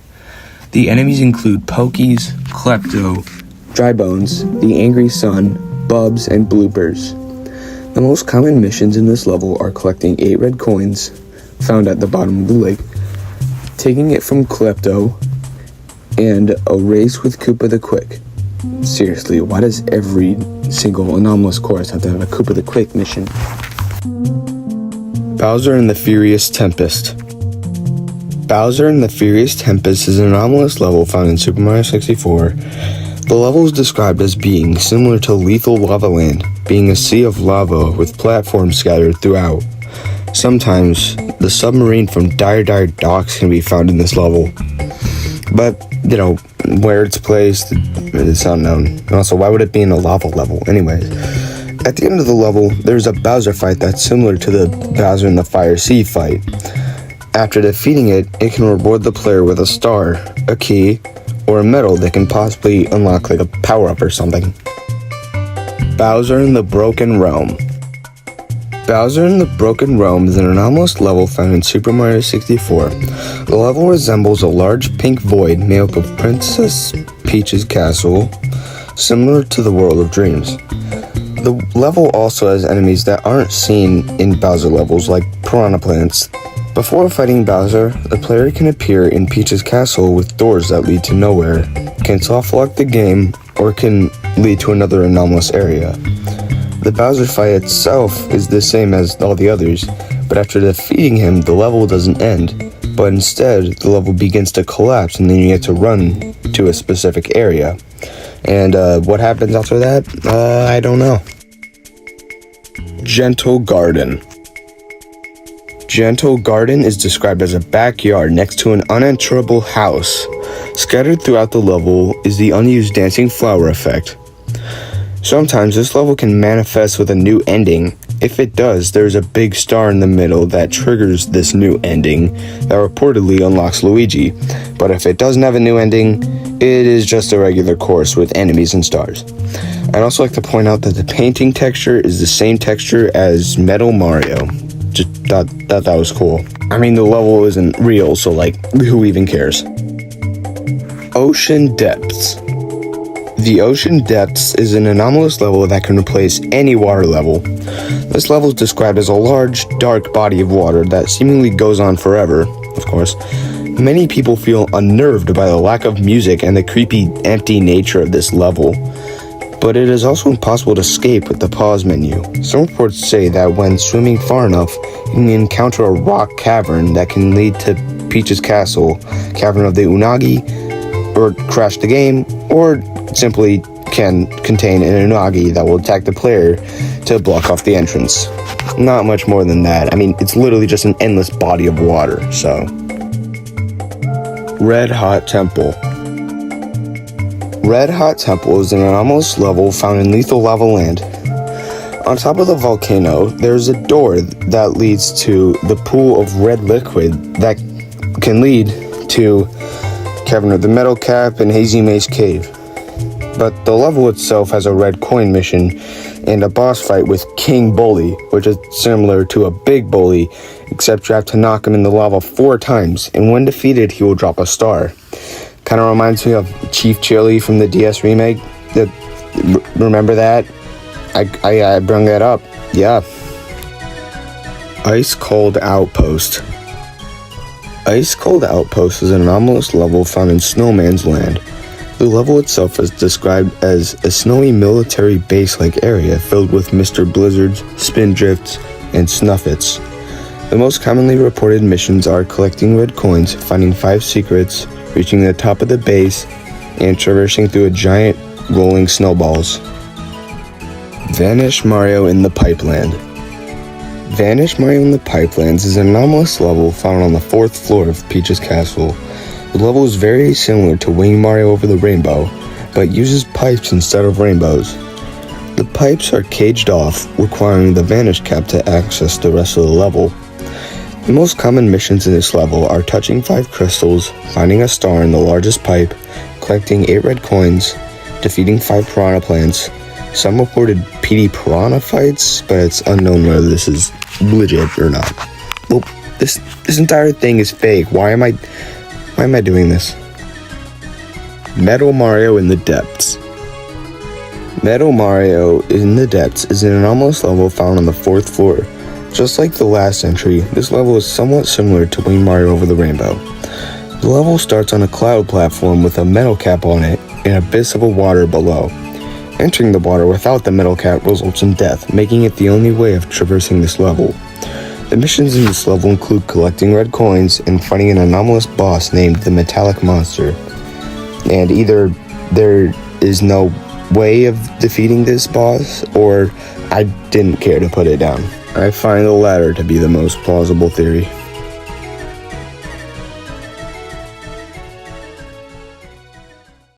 Fire Flower. Remember that post I made about a year ago? That was for this entry. Anyways, the Fire Flower are mostly found in Cool Mountain and Snowman's Land, as well as other anomalous snow courses. When collected, the player could shoot fireballs that look like this. And these fireballs can melt ice, which should be obvious. This power probably functions like how it does in Mario Galaxy, with it being on a timer. Ice Flower. The Ice Flower is a power-up that first appeared in New Super Mario Bros. Wii as an opposite to the Fire Flower, being a power-up that allows the player to shoot ice balls that would freeze enemies and put out fires. Well, obviously. While the Ice Flower usually appears in ice levels, the Ice Flower appears in fire levels like Lethal Lava Land, Bowser in the Fire Sea, and other anomalous fire courses. The Frog Suit. The Frog Suit is a power-up that first appeared in Super Mario Bros. 3, being a power-up that lets the player jump high and swim faster. The power-up was supposed to appear in Super Mario 64, specifically the water levels. The power-up works as it did in the original game, except the player gets infinite air when underwater due to not needing to worry about air in Super Mario Bros. 3. Unlocking this power-up requires the player to complete a level known as Frog Cap in the Flooded Tunnel. This area is similar to Vanish Cap under the moat, being a large cavern filled with water which requires the Frog Cap, and getting to the end of the tunnel rewards the player with the Frog Cap power-up. Gold Mario. Despite being a power-up, Gold Mario can also be reported as a boss fight, and when defeating it, report the player with the Gold Mario power-up and a star. The boss acts like the player, having the same moves as Mario. Completing the boss fight can reward the player with, the star, a new ending, an extra difficulty, a final level, or the Gold Mario power-up. The power-up itself works very similar to Metal Mario, with having the ability to sink in water, having heavier physics, and being immune to fire damage. However, the new abilities include dealing enough damage to instantly defeat enemies upon contact, sinking into lava like quicksand, and having sparkles surrounding the player when triple jumping.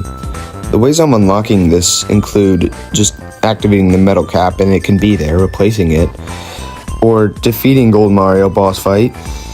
And after unlocking this power, a new type of stars introduced called the Golden Stars that acts like green stars from Super Mario Galaxy. Or they can just unlock a stage called Golden Gardens, which is described as a linear Bowser-like stage. The Hammer Cap. The Hammer Suit is a power-up that first appeared in Super Mario Bros. 3. The power-up supposedly appears in Mario 64. The way of unlocking this ability requires the player to defeat a Hammer Bros. Boss fight or clearing a level that unlocks the power-up. The level is named Hammer Down Dam. The reason for that is because the level takes place, in a dam. The water is murky and is said to act like ice water, which damages the player faster when swimming in it. You have to traverse through the dam with the hammer cap to activate the cap switch. Ninja Mario. Ninja Mario is a supposed hidden item such as the laser suit hoax from Super Mario World. The abilities of the power-up are using katanas to attack enemies, jumping higher than normal, and the ability to throw shurikens. The way to unlock this power-up is unknown, but some say it's going behind the mirror, then jumping into a painting, leave the game running for an entire day, linking the game to a Nintendo 64 DD or disk drive, then apparently it unlocks the power-up. However, the disk drive version of Super Mario 64 was found, and what a surprise, the power-up isn't in it. In fact, it's just Super Mario 64 but with high-resolution textures and slightly different music. P-Wing Cap. The P-Wing is a power-up that first appeared in Super Mario Bros. 3, usually as a cheat ability when struggling in a level. Apparently, the P-Wing was going to be in Super Mario 64. The P-Wing Cap works like the regular wing cap, except that the player can fly one direction without losing speed. This cap is apparently an alternate version of the wing cap. Even the way the player unlocks it is the same. When going to the Wing Mario in the sky after collecting all 120 stars, there's a chance that the switch will be replaced with a shiny red switch, and stepping on it unlocks it. Phantasm Cap. The Phantasm Cap is an anomalous power-up that is said to be similar to the Vanish Cap, but the player can pass through even more things when wearing this cap, and can even levitate for a short amount of time. However, the player is damaged by light similar to the Boom Mushroom from Mario Galaxy. The way to unlock this power-up is to get a ghoul medal and then enter the Vanish Cap under the mode, and the Vanish Cap switch should go from blue to white, and pressing the switch unlocks the Phantasm Cap.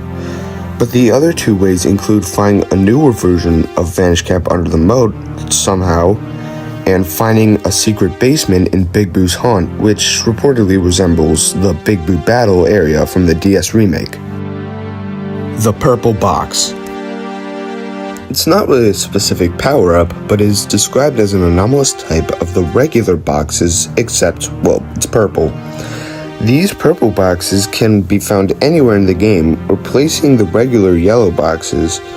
When broken, items such as the Fire Flower, Safety Cap, and other anomalous collectibles like discolored stars or entirely unique items can be found. Rainbow Cap. The Rainbow Cap is an anomalous power-up that acts similarly to the Metal Cap and the Koopa Shell. The power-up itself makes the player invincible and the ability to walk underwater without the Metal Mario physics. Also, when pressing the Z button, the player can accelerate. This power-up is super unstable though, usually causing the game to crash. This power-up can be unlocked in the 4th floor, or it can just replace the Metal Cap. Safety Cap. The Safety Cap is an anomalous power-up that gives the player a hard hat and other construction gear, which loosely makes the player immune to crushing attacks like thwomps and womps. It also gives the player a grappling hook. Well, yeah, you can probably guess what that does. The power-up itself is unlocked through the stage called Safety Cap in the Sight, which is usually described as a construction site in the sky, and when beating this level, the Safety Cap is unlocked. Tanuki Cap. The Tanuki suit first appeared in Super Mario Bros. 3 and was apparently supposed to appear in Super Mario 64. The power-up works as it does in Super Mario Bros. 3, allowing the player to fly, use the tail attack, and even transform into a statue when he ground pounds, which behaves like Metal Mario. The ability is unlocked in a stage called Forest of the Tanuki Cap that resembles the Goom Boss battle from Super Mario 64 DS, possibly being an early version of that level, but instead of a boss, it's just a cap switch. There's really nothing else, however. The poisonous gas in this level is replaced with water. Lightning Cap. The Lightning Cap is an anomalous power-up that is said to be an upgraded version of the Rainbow Cap. The Lightning Cap still has all of the abilities of the Rainbow Cap, except that the lightning is weak to water, with it damaging the player, shocking the player, or just removing the cap. This cap is supposed to have the ability to climb walls, but when attempting to use it, the game tends to crash. The way to unlock this power-up is through a level titled Wing Cap in the Thunderstorm, which consists of large metal structures and lakes. And when getting to the top, the cap switch is there, and activating it grants the player with the lightning cap. Whether or not the lightning cap is an upgraded to the rainbow cap is up to interpretation. Mini Mushroom. The Mini Mushroom is a power-up that first appeared in New Super Mario Bros. Apparently, Super Mario 64 was supposed to have this power-up. These power-ups can be found in small blue boxes and have movements similar to the 1-ups. This item acts as it does in the New Super Mario Bros. Series: floatier jumps, weakened attacks, and less health. The way to unlock this power-up is by breaking away a wall in Tiny Huge Island, but which wall is unknown. Poison Mushroom. While technically being a power down instead of a power up, the Poison Mushroom is said to be an anomalous object that takes the place of regular 1-up mushrooms. The Poison Mushroom will relentlessly chase the player, but instead of giving a life, it takes a life. Or it can just take some damage, or even make the player enter a dizzy state, which can cause the player's controls to be inverted, or can cause the player to slowly lose health.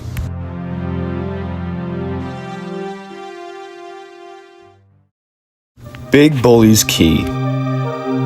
The Big Bully's Key is an anomalous object that can be found in the volcano of Lethal Lava Land after defeating a Big Bully.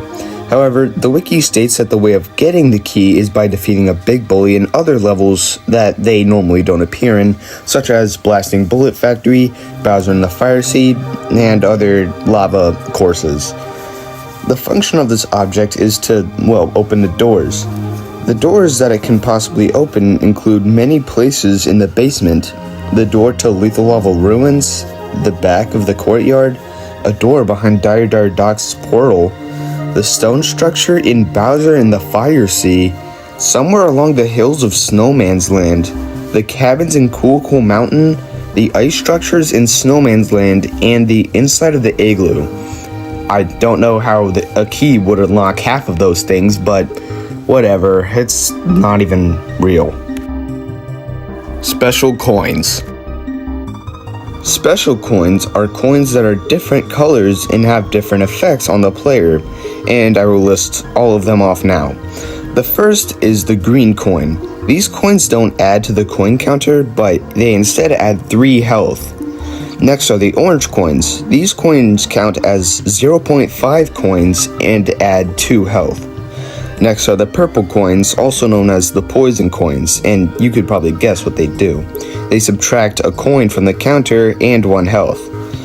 And next are the clear coins. These coins are invisible and can only be collected via the vanish cap. Next are the pink coins. These coins add 10 coins to the coin counter and fully refill the health bar. Next are the white coins. These coins are the size of blue coins. The coins crash the game when collected. It's unknown why this happens. It's like those coins in B3313. I'm gonna make a video on that soon, but whatever. Anyways, next are the metal coins. These coins act like boxes and cannot be collected as regular coins. All you can do is pick them up and throw them. Next are the cyan coins. These coins run away from the player, and when collected, grants the player with 10 coins. Next are the rainbow coins. These coins add 10 coins to the coin counter and fill up the health bar. However, a second use is rarely seen. These coins act as red coins and are hidden in very cryptic spots, and when collected all 5, a star spawns. And last are the sky blue coins, and are found in Princess Peach's castle and are purely aesthetic. Count the amount of times I've said coin in this video, oh my god. The Eternal Star. The Eternal Star is a giant star that appears in the courtyard as a statue. Some people say that the star that is collected at the end of Bowser in the Sky is the Eternal Star. However, in heavily personalized copies, the Eternal Star is instead the 121st star and can unlock Luigi when collected. The way to collect this anomalous object is by going through a difficult course, but this level is unknown. And if I were to guess, I'd say that the level is the Eternal Fort because of the name similarities and because of how mysterious the Eternal Fort is. Nightlight. The Nightlight is a statue of the moon that is similar to the Eternal Star statue. The way to unlock this statue is by beating the Starry Night Skies, specifically in the Electronic Gaming Monthly test cartridge. When unlocking this anomaly, the statue gets replaced with a navy blue moon with white eyes, which acts like a power star. And when collecting this moon, the player gets kicked to the file select screen, and then a new button will appear that toggles night mode. When toggling night mode, all skyboxes turn into a night theme, and the music changes into a music box-like sound font. Trampoline. The trampoline is an unused object found in the cap switch stage's object table. The object has collision but has no functionality. This object being in the cap switch stage object table implies that it would have been in an unused cap switch stage, like possibly the yellow cap or maybe one of the other power-ups that I listed before, maybe if they were real or whatever.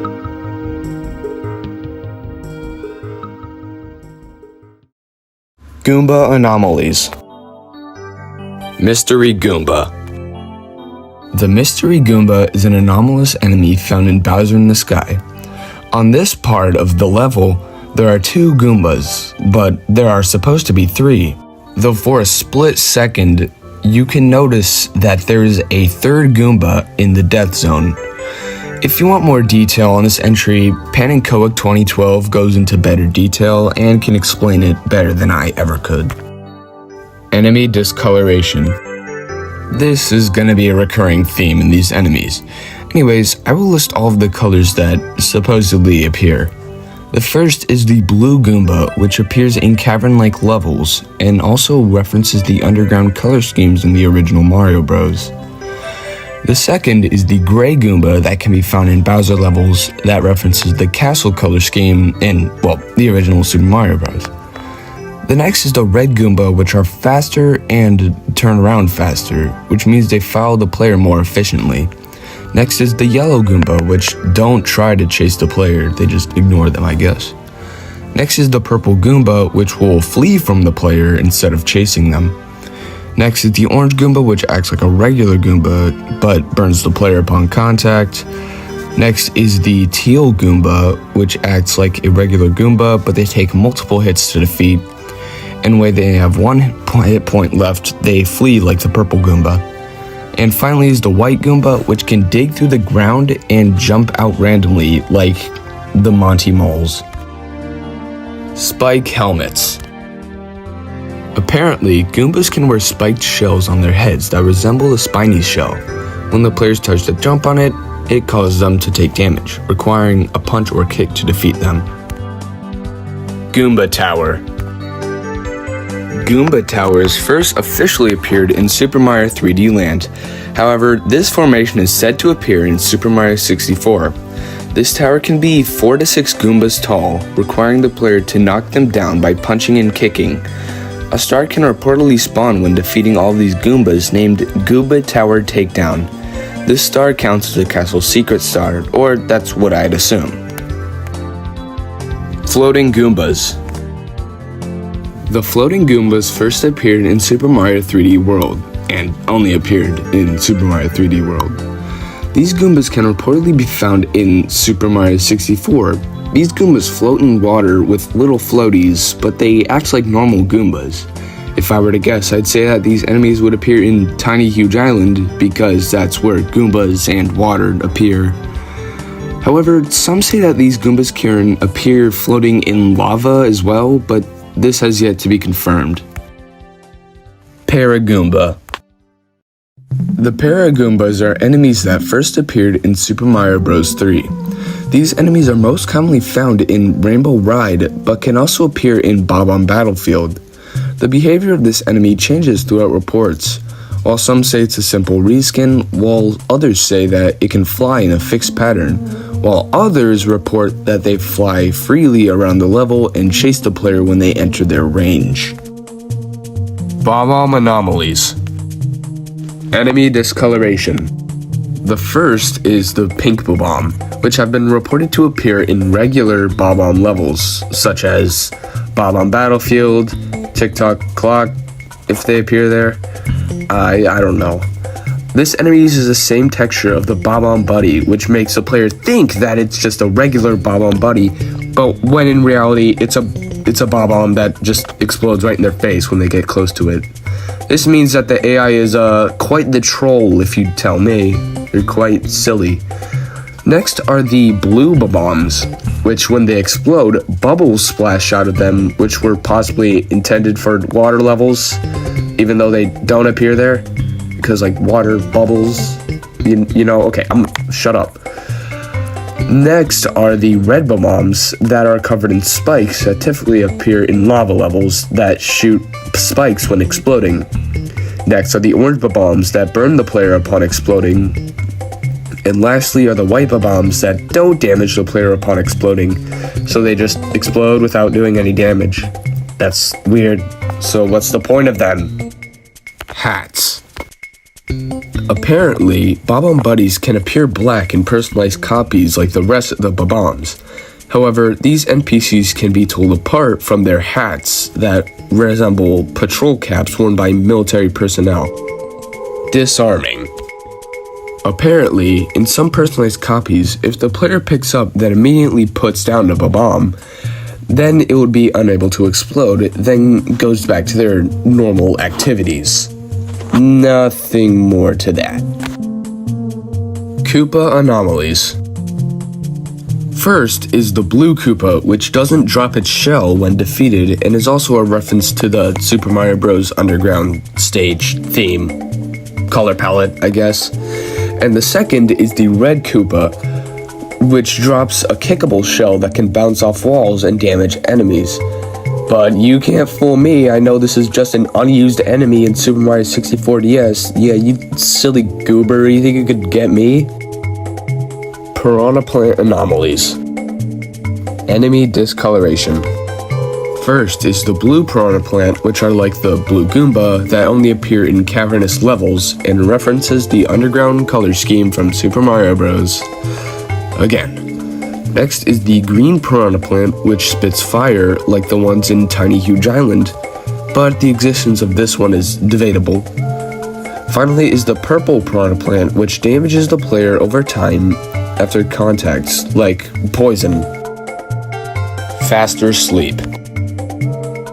Apparently, if a player falls asleep next to a Piranha Plant, they fall asleep faster, and they get teleported to a level called Mario's Dream.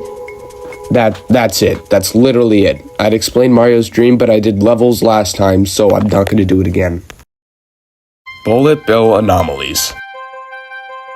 Torpedo Ted. Torpedo Ted is an enemy that first appeared in Super Mario World. These enemies supposedly appear in Super Mario 64 that are fired from cannons by the submarine that acts like regular bullet bills. They appear in Dire Docks. Well, it's the only stage with the submarine in it, so obviously. And they'll be fired underwater, because that's what they do. Bomb anomalies. Enemy discoloration. The blue bomb, also known as the sleeping bomb, is inactive until the player steps in front of them.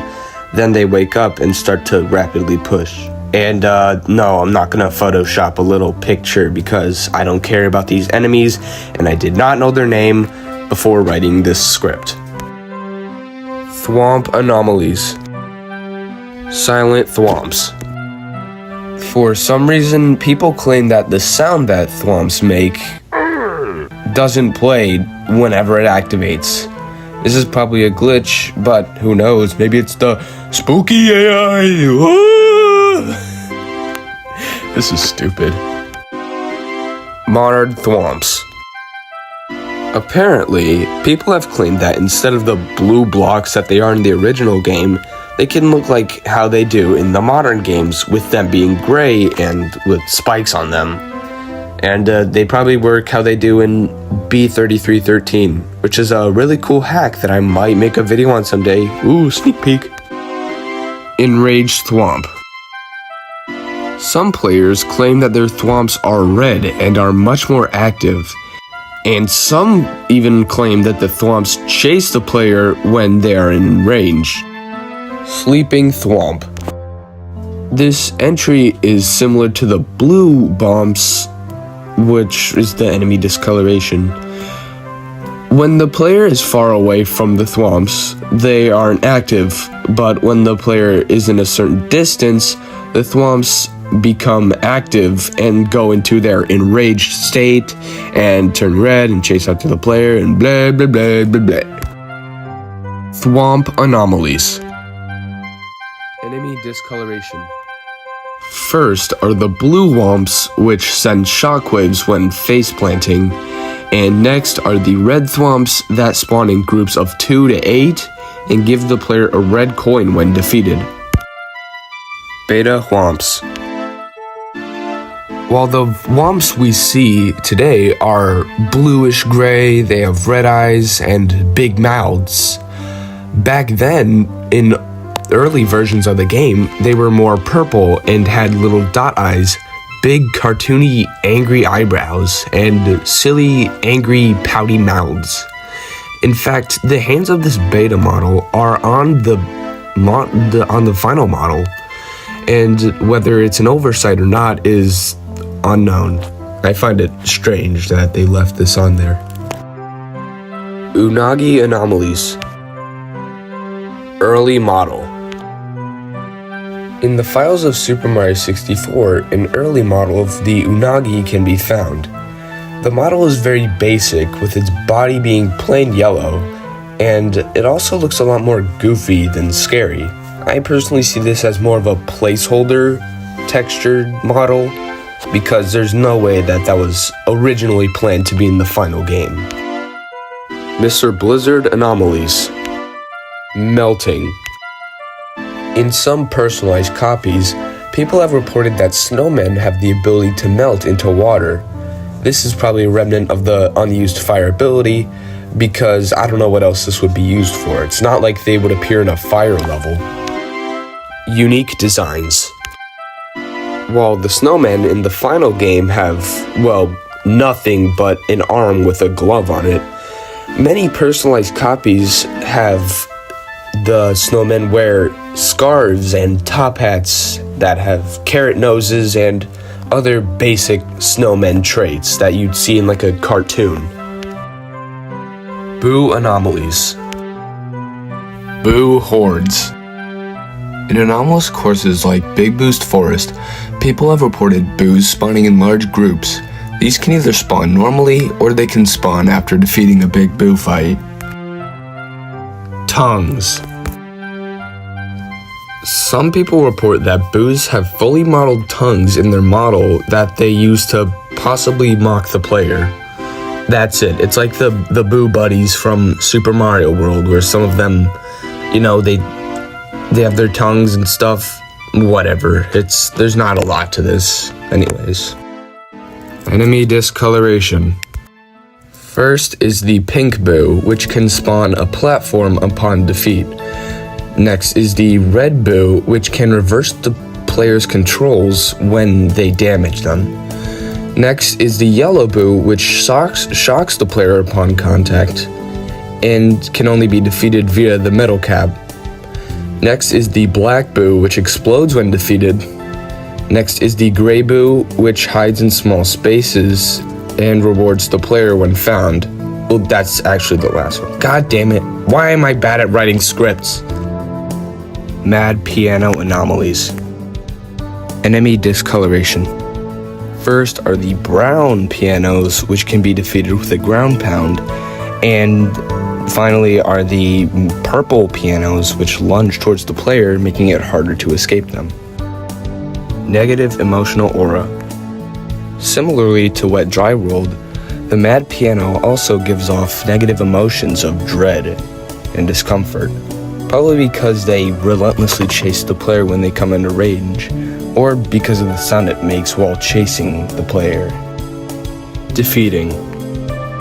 In the Super Mario 64 section of the Nintendo Power Player's Guide, it states that the Mad Piano can be defeated, but with no explanation.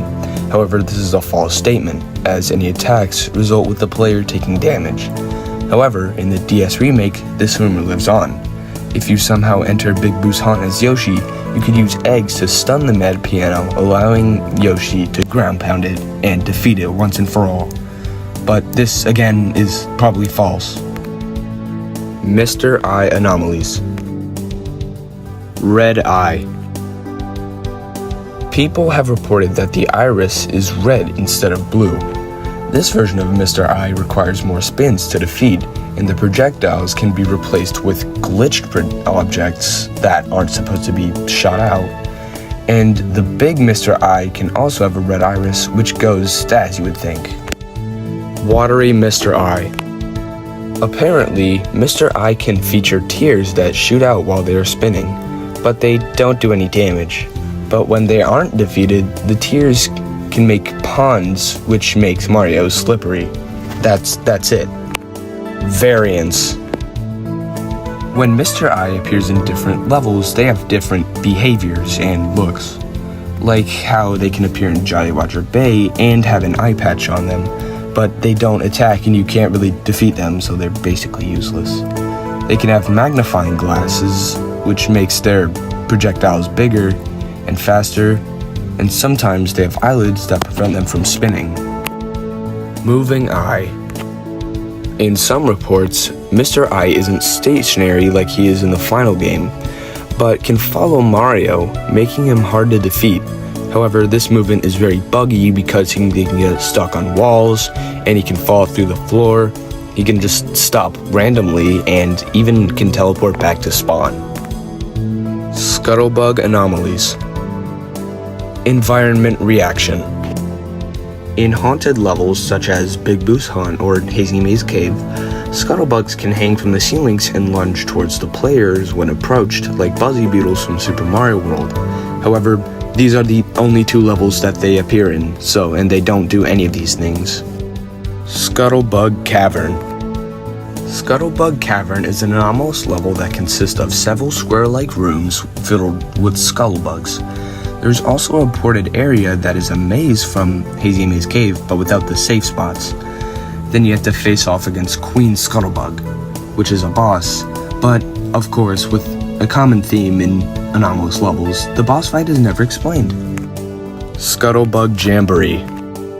The Scuttlebug Jamboree is a very rare event where tons of scuttlebugs spawn throughout Hazy Maze Cave, and they throw a fucking party where they drink and they...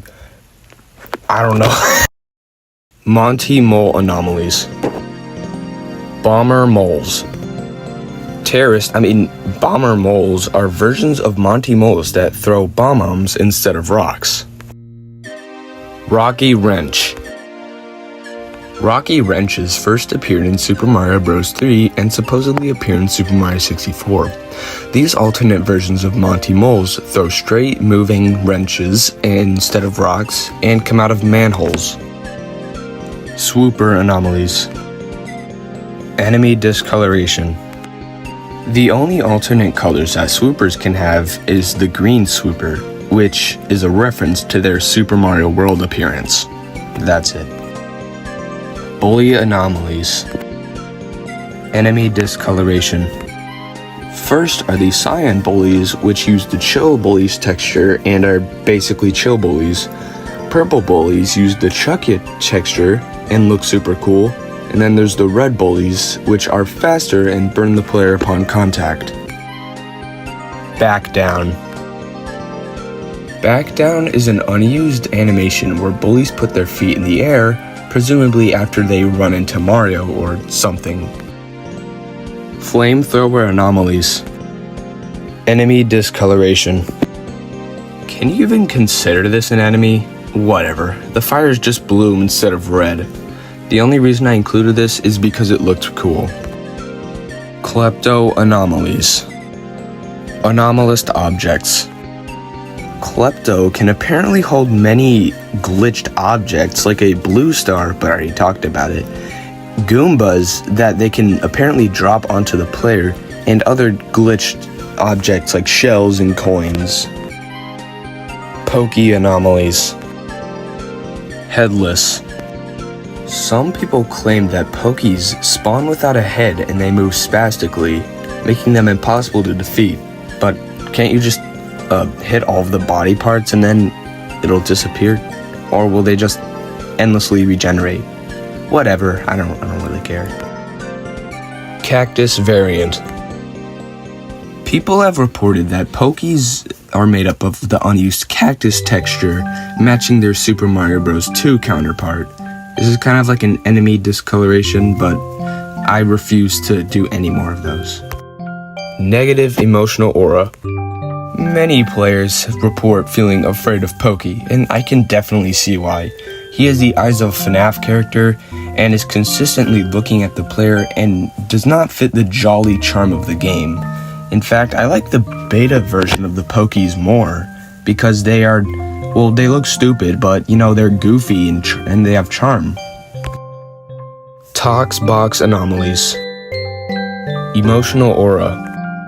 Apparently, players have reported having a sudden change in temper depending on what side crushes them, like when they're crushed by the angry side, they get sudden rage, and so on. Different shapes. In personalized copies, Tox boxes can appear as circles, cylinders, donuts, triangles, rectangles, and flat surfaces, and even irregular 3D shapes, and they move accordingly. Cap interactions. Apparently, the Tox box can have different interactions with the caps in the game, like when wearing the metal cap, the player can reportedly defeat the Tox box. When wearing the wing cap, it will immediately wear off when inside the Tox box. When wearing the vanish cap, the player will stick to the ground when squished and will have to mash buttons to escape. Moneybags anomalies. Hungry moneybags. The hungry moneybags are anomalous versions of moneybags that eat coins and get bigger, and when defeated, they drop the coins that they ate. Chuckya anomalies. King Chuckya. King Chuckya is an anomalous version of Chuckya that is similar to how a bully is to a big bully. The King Chuckya usually takes more than one hit to defeat, and they drop a star when defeated. Laugh. After throwing the player, some say that the Chuckya reuses the laugh that King Babam does. That's it. Lakitu anomalies. Bomber Lakitus. Bomber Lakitus are anomalous versions of regular Lakitus that drop Babams instead of spiny eggs. Lakithunder. The Lakithunders first appeared in New Super Mario Bros. For the DS, but they were originally supposed to appear in New Super Mario 64. The Lakithunders work as they did in the original game, with them hovering around and occasionally shooting lightning bolts. The Lakithunder is a boss apparently seen in Tall Tall Mountain, and takes 3 hits to defeat, just like in New Super Mario Bros. Spiny anomalies. Buzzy Beetles. Buzzy Beetles first appeared in Super Mario Bros. 3 and were going to appear in Super Mario 64. These enemies would have been reskins of Spinies, but except you can jump on them and kick their shells. And they would have dark blue shells as well. Complete face. Spinies reportedly have a complete face in the files that can appear in personalized copies, but instead they are just soulless, disgusting little creatures. Chain Chomp anomalies. Small version. In some reports, Chain Chomps can appear smaller and deal less damage, and usually appear in other levels like Chomp Caverns, Whomp's Fortress, Tall Tall Mountain, etc. Freed Chain Chomp. After completing the Behind the Chomps gate star, the Chain Chomp can apparently roam free around the stage. When it spots the player or other enemies, it chases after them. This behavior is very similar to the Silver Star mission in Super Mario 64 DS. Rideable Chain Chomp. Upon freeing the Chain Chomp, if the player jumps on a certain spot, they can ride the Chain Chomp. When riding, the player is invincible, however, there's a reported time limit, and when the time runs out, the Chain Chomp flies away, never to be seen again.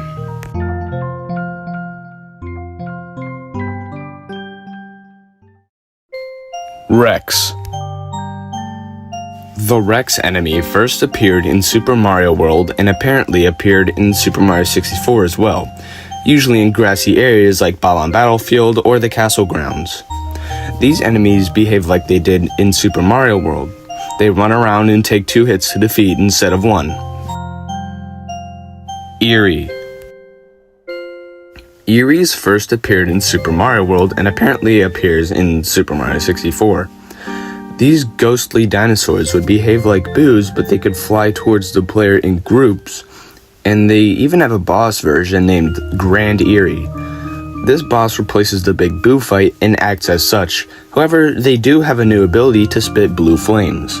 So cool, I guess. I mean, there are 3 big boo fights in Big Boo's Haunt, so I think it would be refreshing to get something else. Shy Guy. Shy Guys are enemies that first appeared in Super Mario Bros. 2 and can appear in personalized copies of Mario 64. These enemies appear in Hazy Maze Cave, usually replacing scuttlebugs. Angry Sun.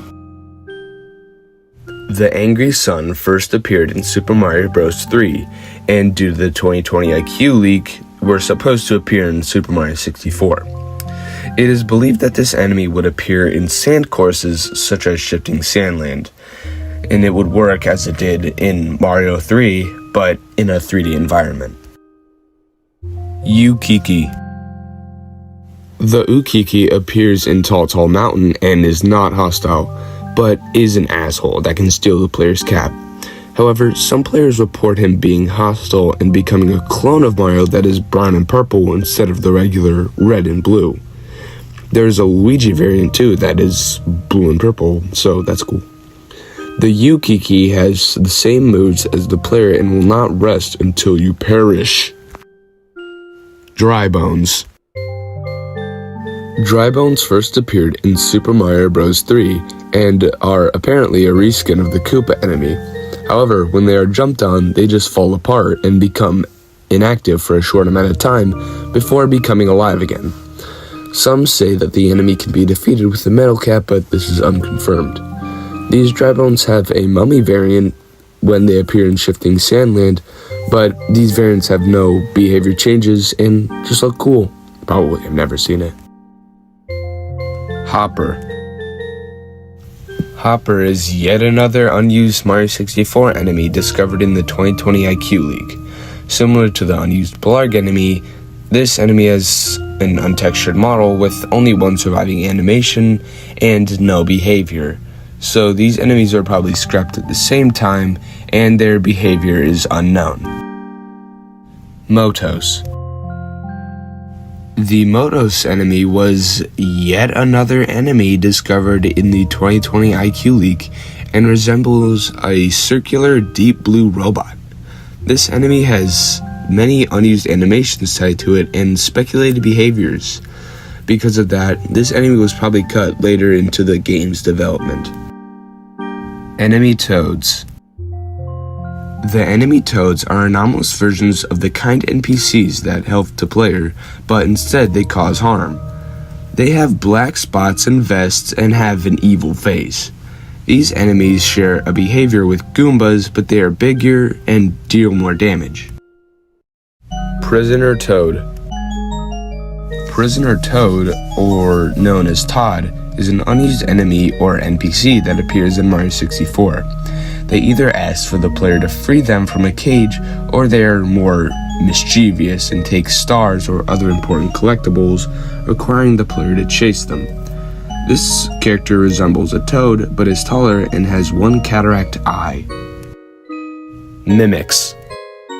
Mimics are anomalous enemies that disguise themselves as harmless collectibles, but when the player gets close, they transform into their true form and attack the player. Jesus. Similarly to moneybags. However, their true form is inconsistent, usually being a black slime creature with red eyes. Pretty spooky if you ask me. Abominations. The abominations are versions of enemies that have the textures and behaviors of another enemy. These enemies include Chuck Eyes, which is a fusion of a Chucka and Mr. Eye. This enemy can throw the player and shoot projectiles. the Scuttle Bomb, which are scuttlebugs that blow up when coming into contact with the player, the Skeeter Bug, which can appear in wet, dry world and walk on the ground and sometimes walls, but not on water for some reason, and are surprisingly passive until the player gets too close. And finally is the Boo Womp, which is a womp with a boo face and Mr. Eye texture that chases the player when they're not looking, but when the player looks at them, they act as a regular womp. Slarg.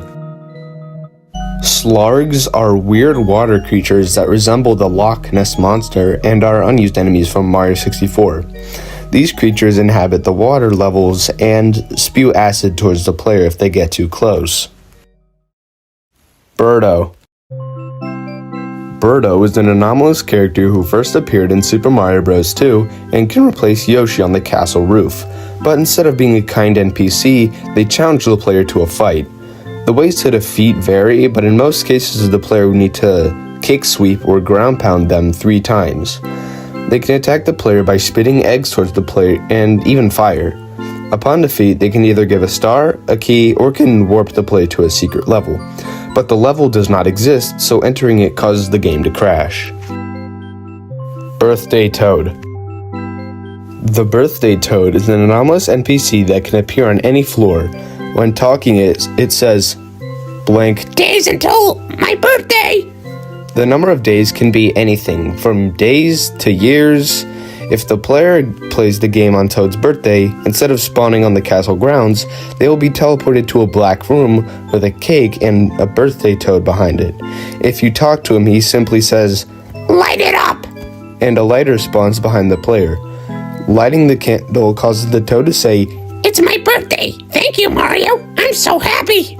Then the game either crashes or takes the player to delicious cake. Luigi. Luigi is the brother of Mario and first appeared in Mario Bros. Released for the NES. Luigi was originally meant to be in Super Mario 64, but he was scrapped. The reason is unknown, but it's probably due to the removal of multiplayer. Then in 2020, the model of the Luigi was found in the IQ leak 24 years and 1 month after the release of Super Mario 64. The prophecy was true, and the day of reckoning will come. The Captain.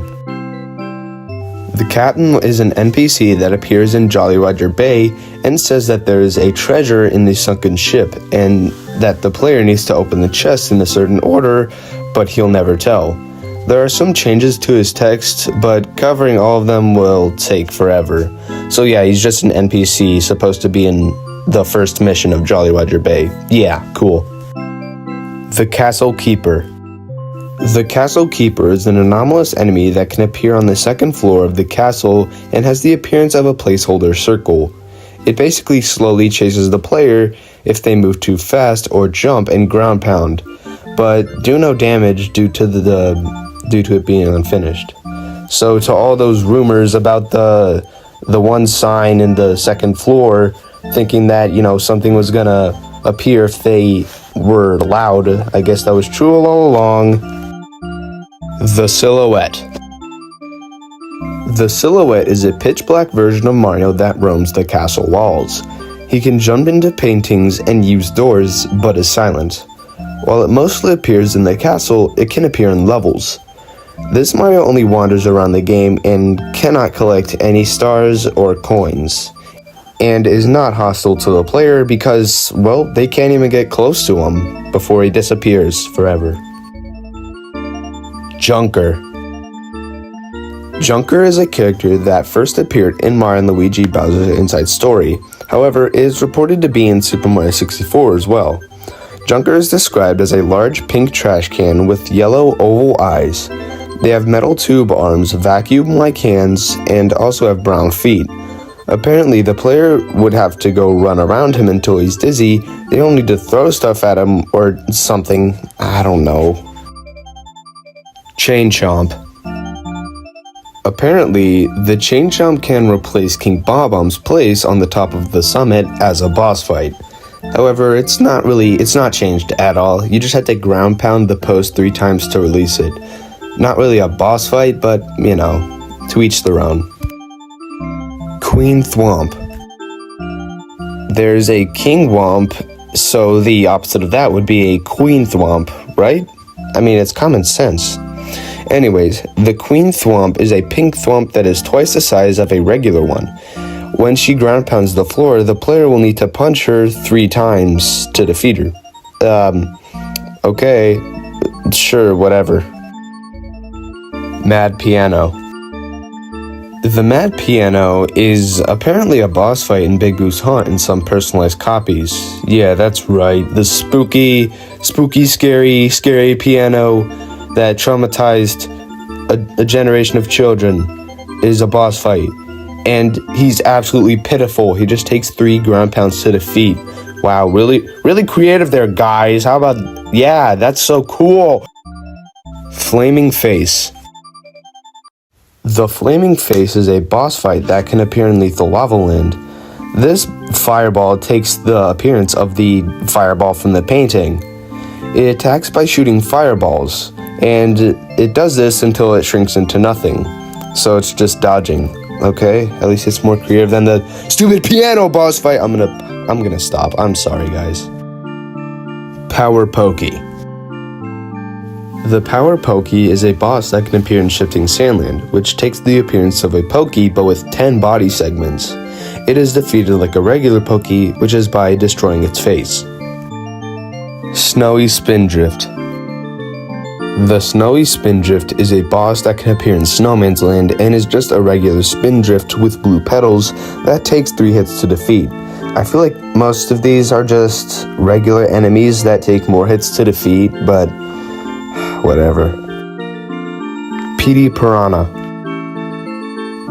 PD Piranha is a boss that first appeared in Super Mario Sunshine and was supposed to appear in Super Mario 64, more specifically the Tiny Huge Island level. The way to defeat him is by punching him while he's asleep. That's lame. Lame! You're so lame. Sombrero Build. The Sombrero Build is a rumored early version of the game and either contains a man wearing a sombrero replacing Mario or the Sombrero Man being an NPC. This build has little to no information about it, with the only picture being dirt hills populated by Bob-ombs with the Sombrero Man in the middle. This screenshot is also associated with the anomalous Bob-omb Village level that I've already covered. This was probably just like a tech demo or like a test build or something. But why is it a Sombrero Man instead of Mario? That's kind of weird. July 29th, 1995 build. The July 29th, 1995 build is rumored to be the earliest build of Super Mario 64, or Ultra Mario 64 at the time. This build of the game wasn't actually made by Nintendo at all, but instead was made by an unknown Japanese organization. This build was sold to Nintendo, then was reworked into Mario 64. This build has very buggy textures that rapidly flash bright colors that would cause seizures for playtesters. It is rumored that after playing this build, the devs would experience intense nightmares and hallucinations about Super Mario. Space World 95 build. Space World was a video game trade show where big game companies would show off their work in progress games. In 1995, a build of Super Mario 64 was shown off. This build is infamous for being completely different than the final game, featuring a different castle and early levels. Super Mario 64 2. Super Mario 64 2 is the cancelled sequel to, Super Mario 64. This game was planned to be released in 1999 for the Nintendo Disk Drive. This game would have included many scrapped aspects of Super Mario 64, such as a playable Luigi, multiplayer, and a rideable Yoshi. However, this game was cancelled due to the disk drive being a total failure, also due to the development of the game becoming too ambitious for the devs, so it was ultimately scrapped in the end. Mario 128. Mario 128 was a contender for the sequel to Mario 64, featuring a bunch of Marios popping up from boxes forming the shape of an 8-bit Mario. And when every Mario was out of their box, they would just run around and play, and the platform beneath them would change geometries.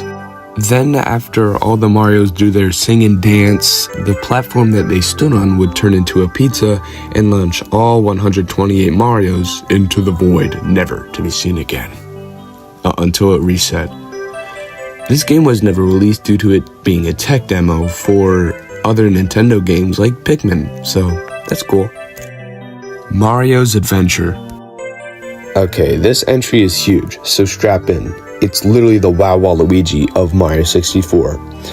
Mario's Adventure is a cancelled game that was meant to release for the unreleased Special 64 console.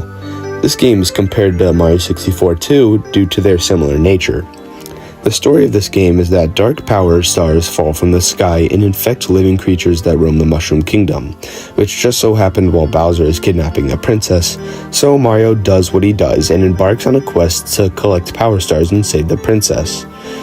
In this game, Mario has more moves such as the spin jump, which can be done when spinning the joystick in a circular motion, the spring jump, which is the ground pound jump from Mario Odyssey, and a quadruple jump, which is not elaborated on, but it's probably a higher jump after the triple jump, if I were to take a guess.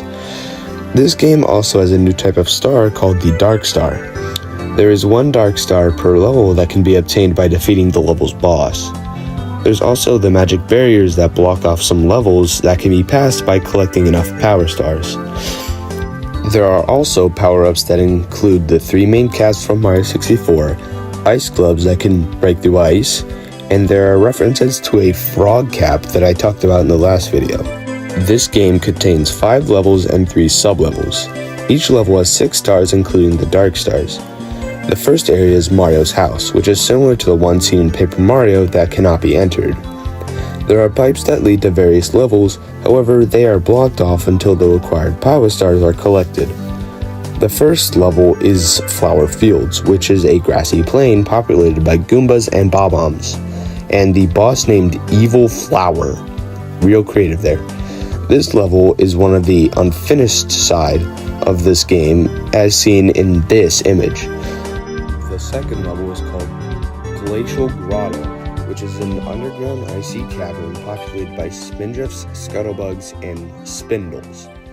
The Dark Star is obtained by beating an ice sculpture of Bowser. The third level is Daring Desert, that is, well, a desert populated by Pokies and unique tumbleweed enemies. This level is very unfinished with no reported boss fights. The fourth level is Flaming Factory, which takes place in, a factory populated by Chuckyas, Bob-ombs, Heave-Hoes, and Mecha Koopas from Super Mario World. There's no reported boss fights in this level, again, and the final level is the Black Tower, which is a, black tower that would lead to a boss fight against a corrupted Bowser, which would give a grand Dark Star upon defeat.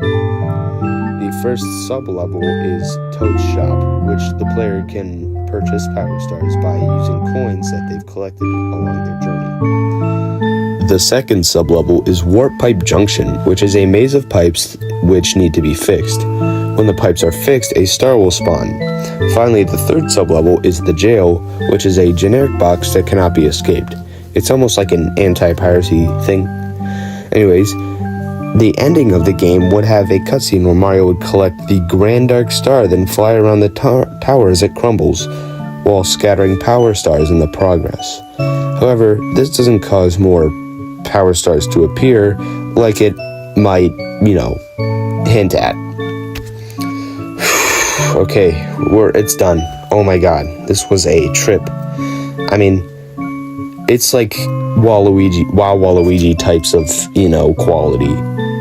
But, it's Mario Personalized, I guess. Ultra Mode. Ultra Mode, or New Game Plus, is available after the player achieves the ending of defeating Bowser and saving the princess. It's showcased as a harder version of the game. The enemies are usually faster and detect where the player is moving. They can take more damage or require more hits to defeat, and rarely can even have different attack patterns. When the player collects a red star, which is just, a replacement of the regular yellow stars, the enemies get more challenging.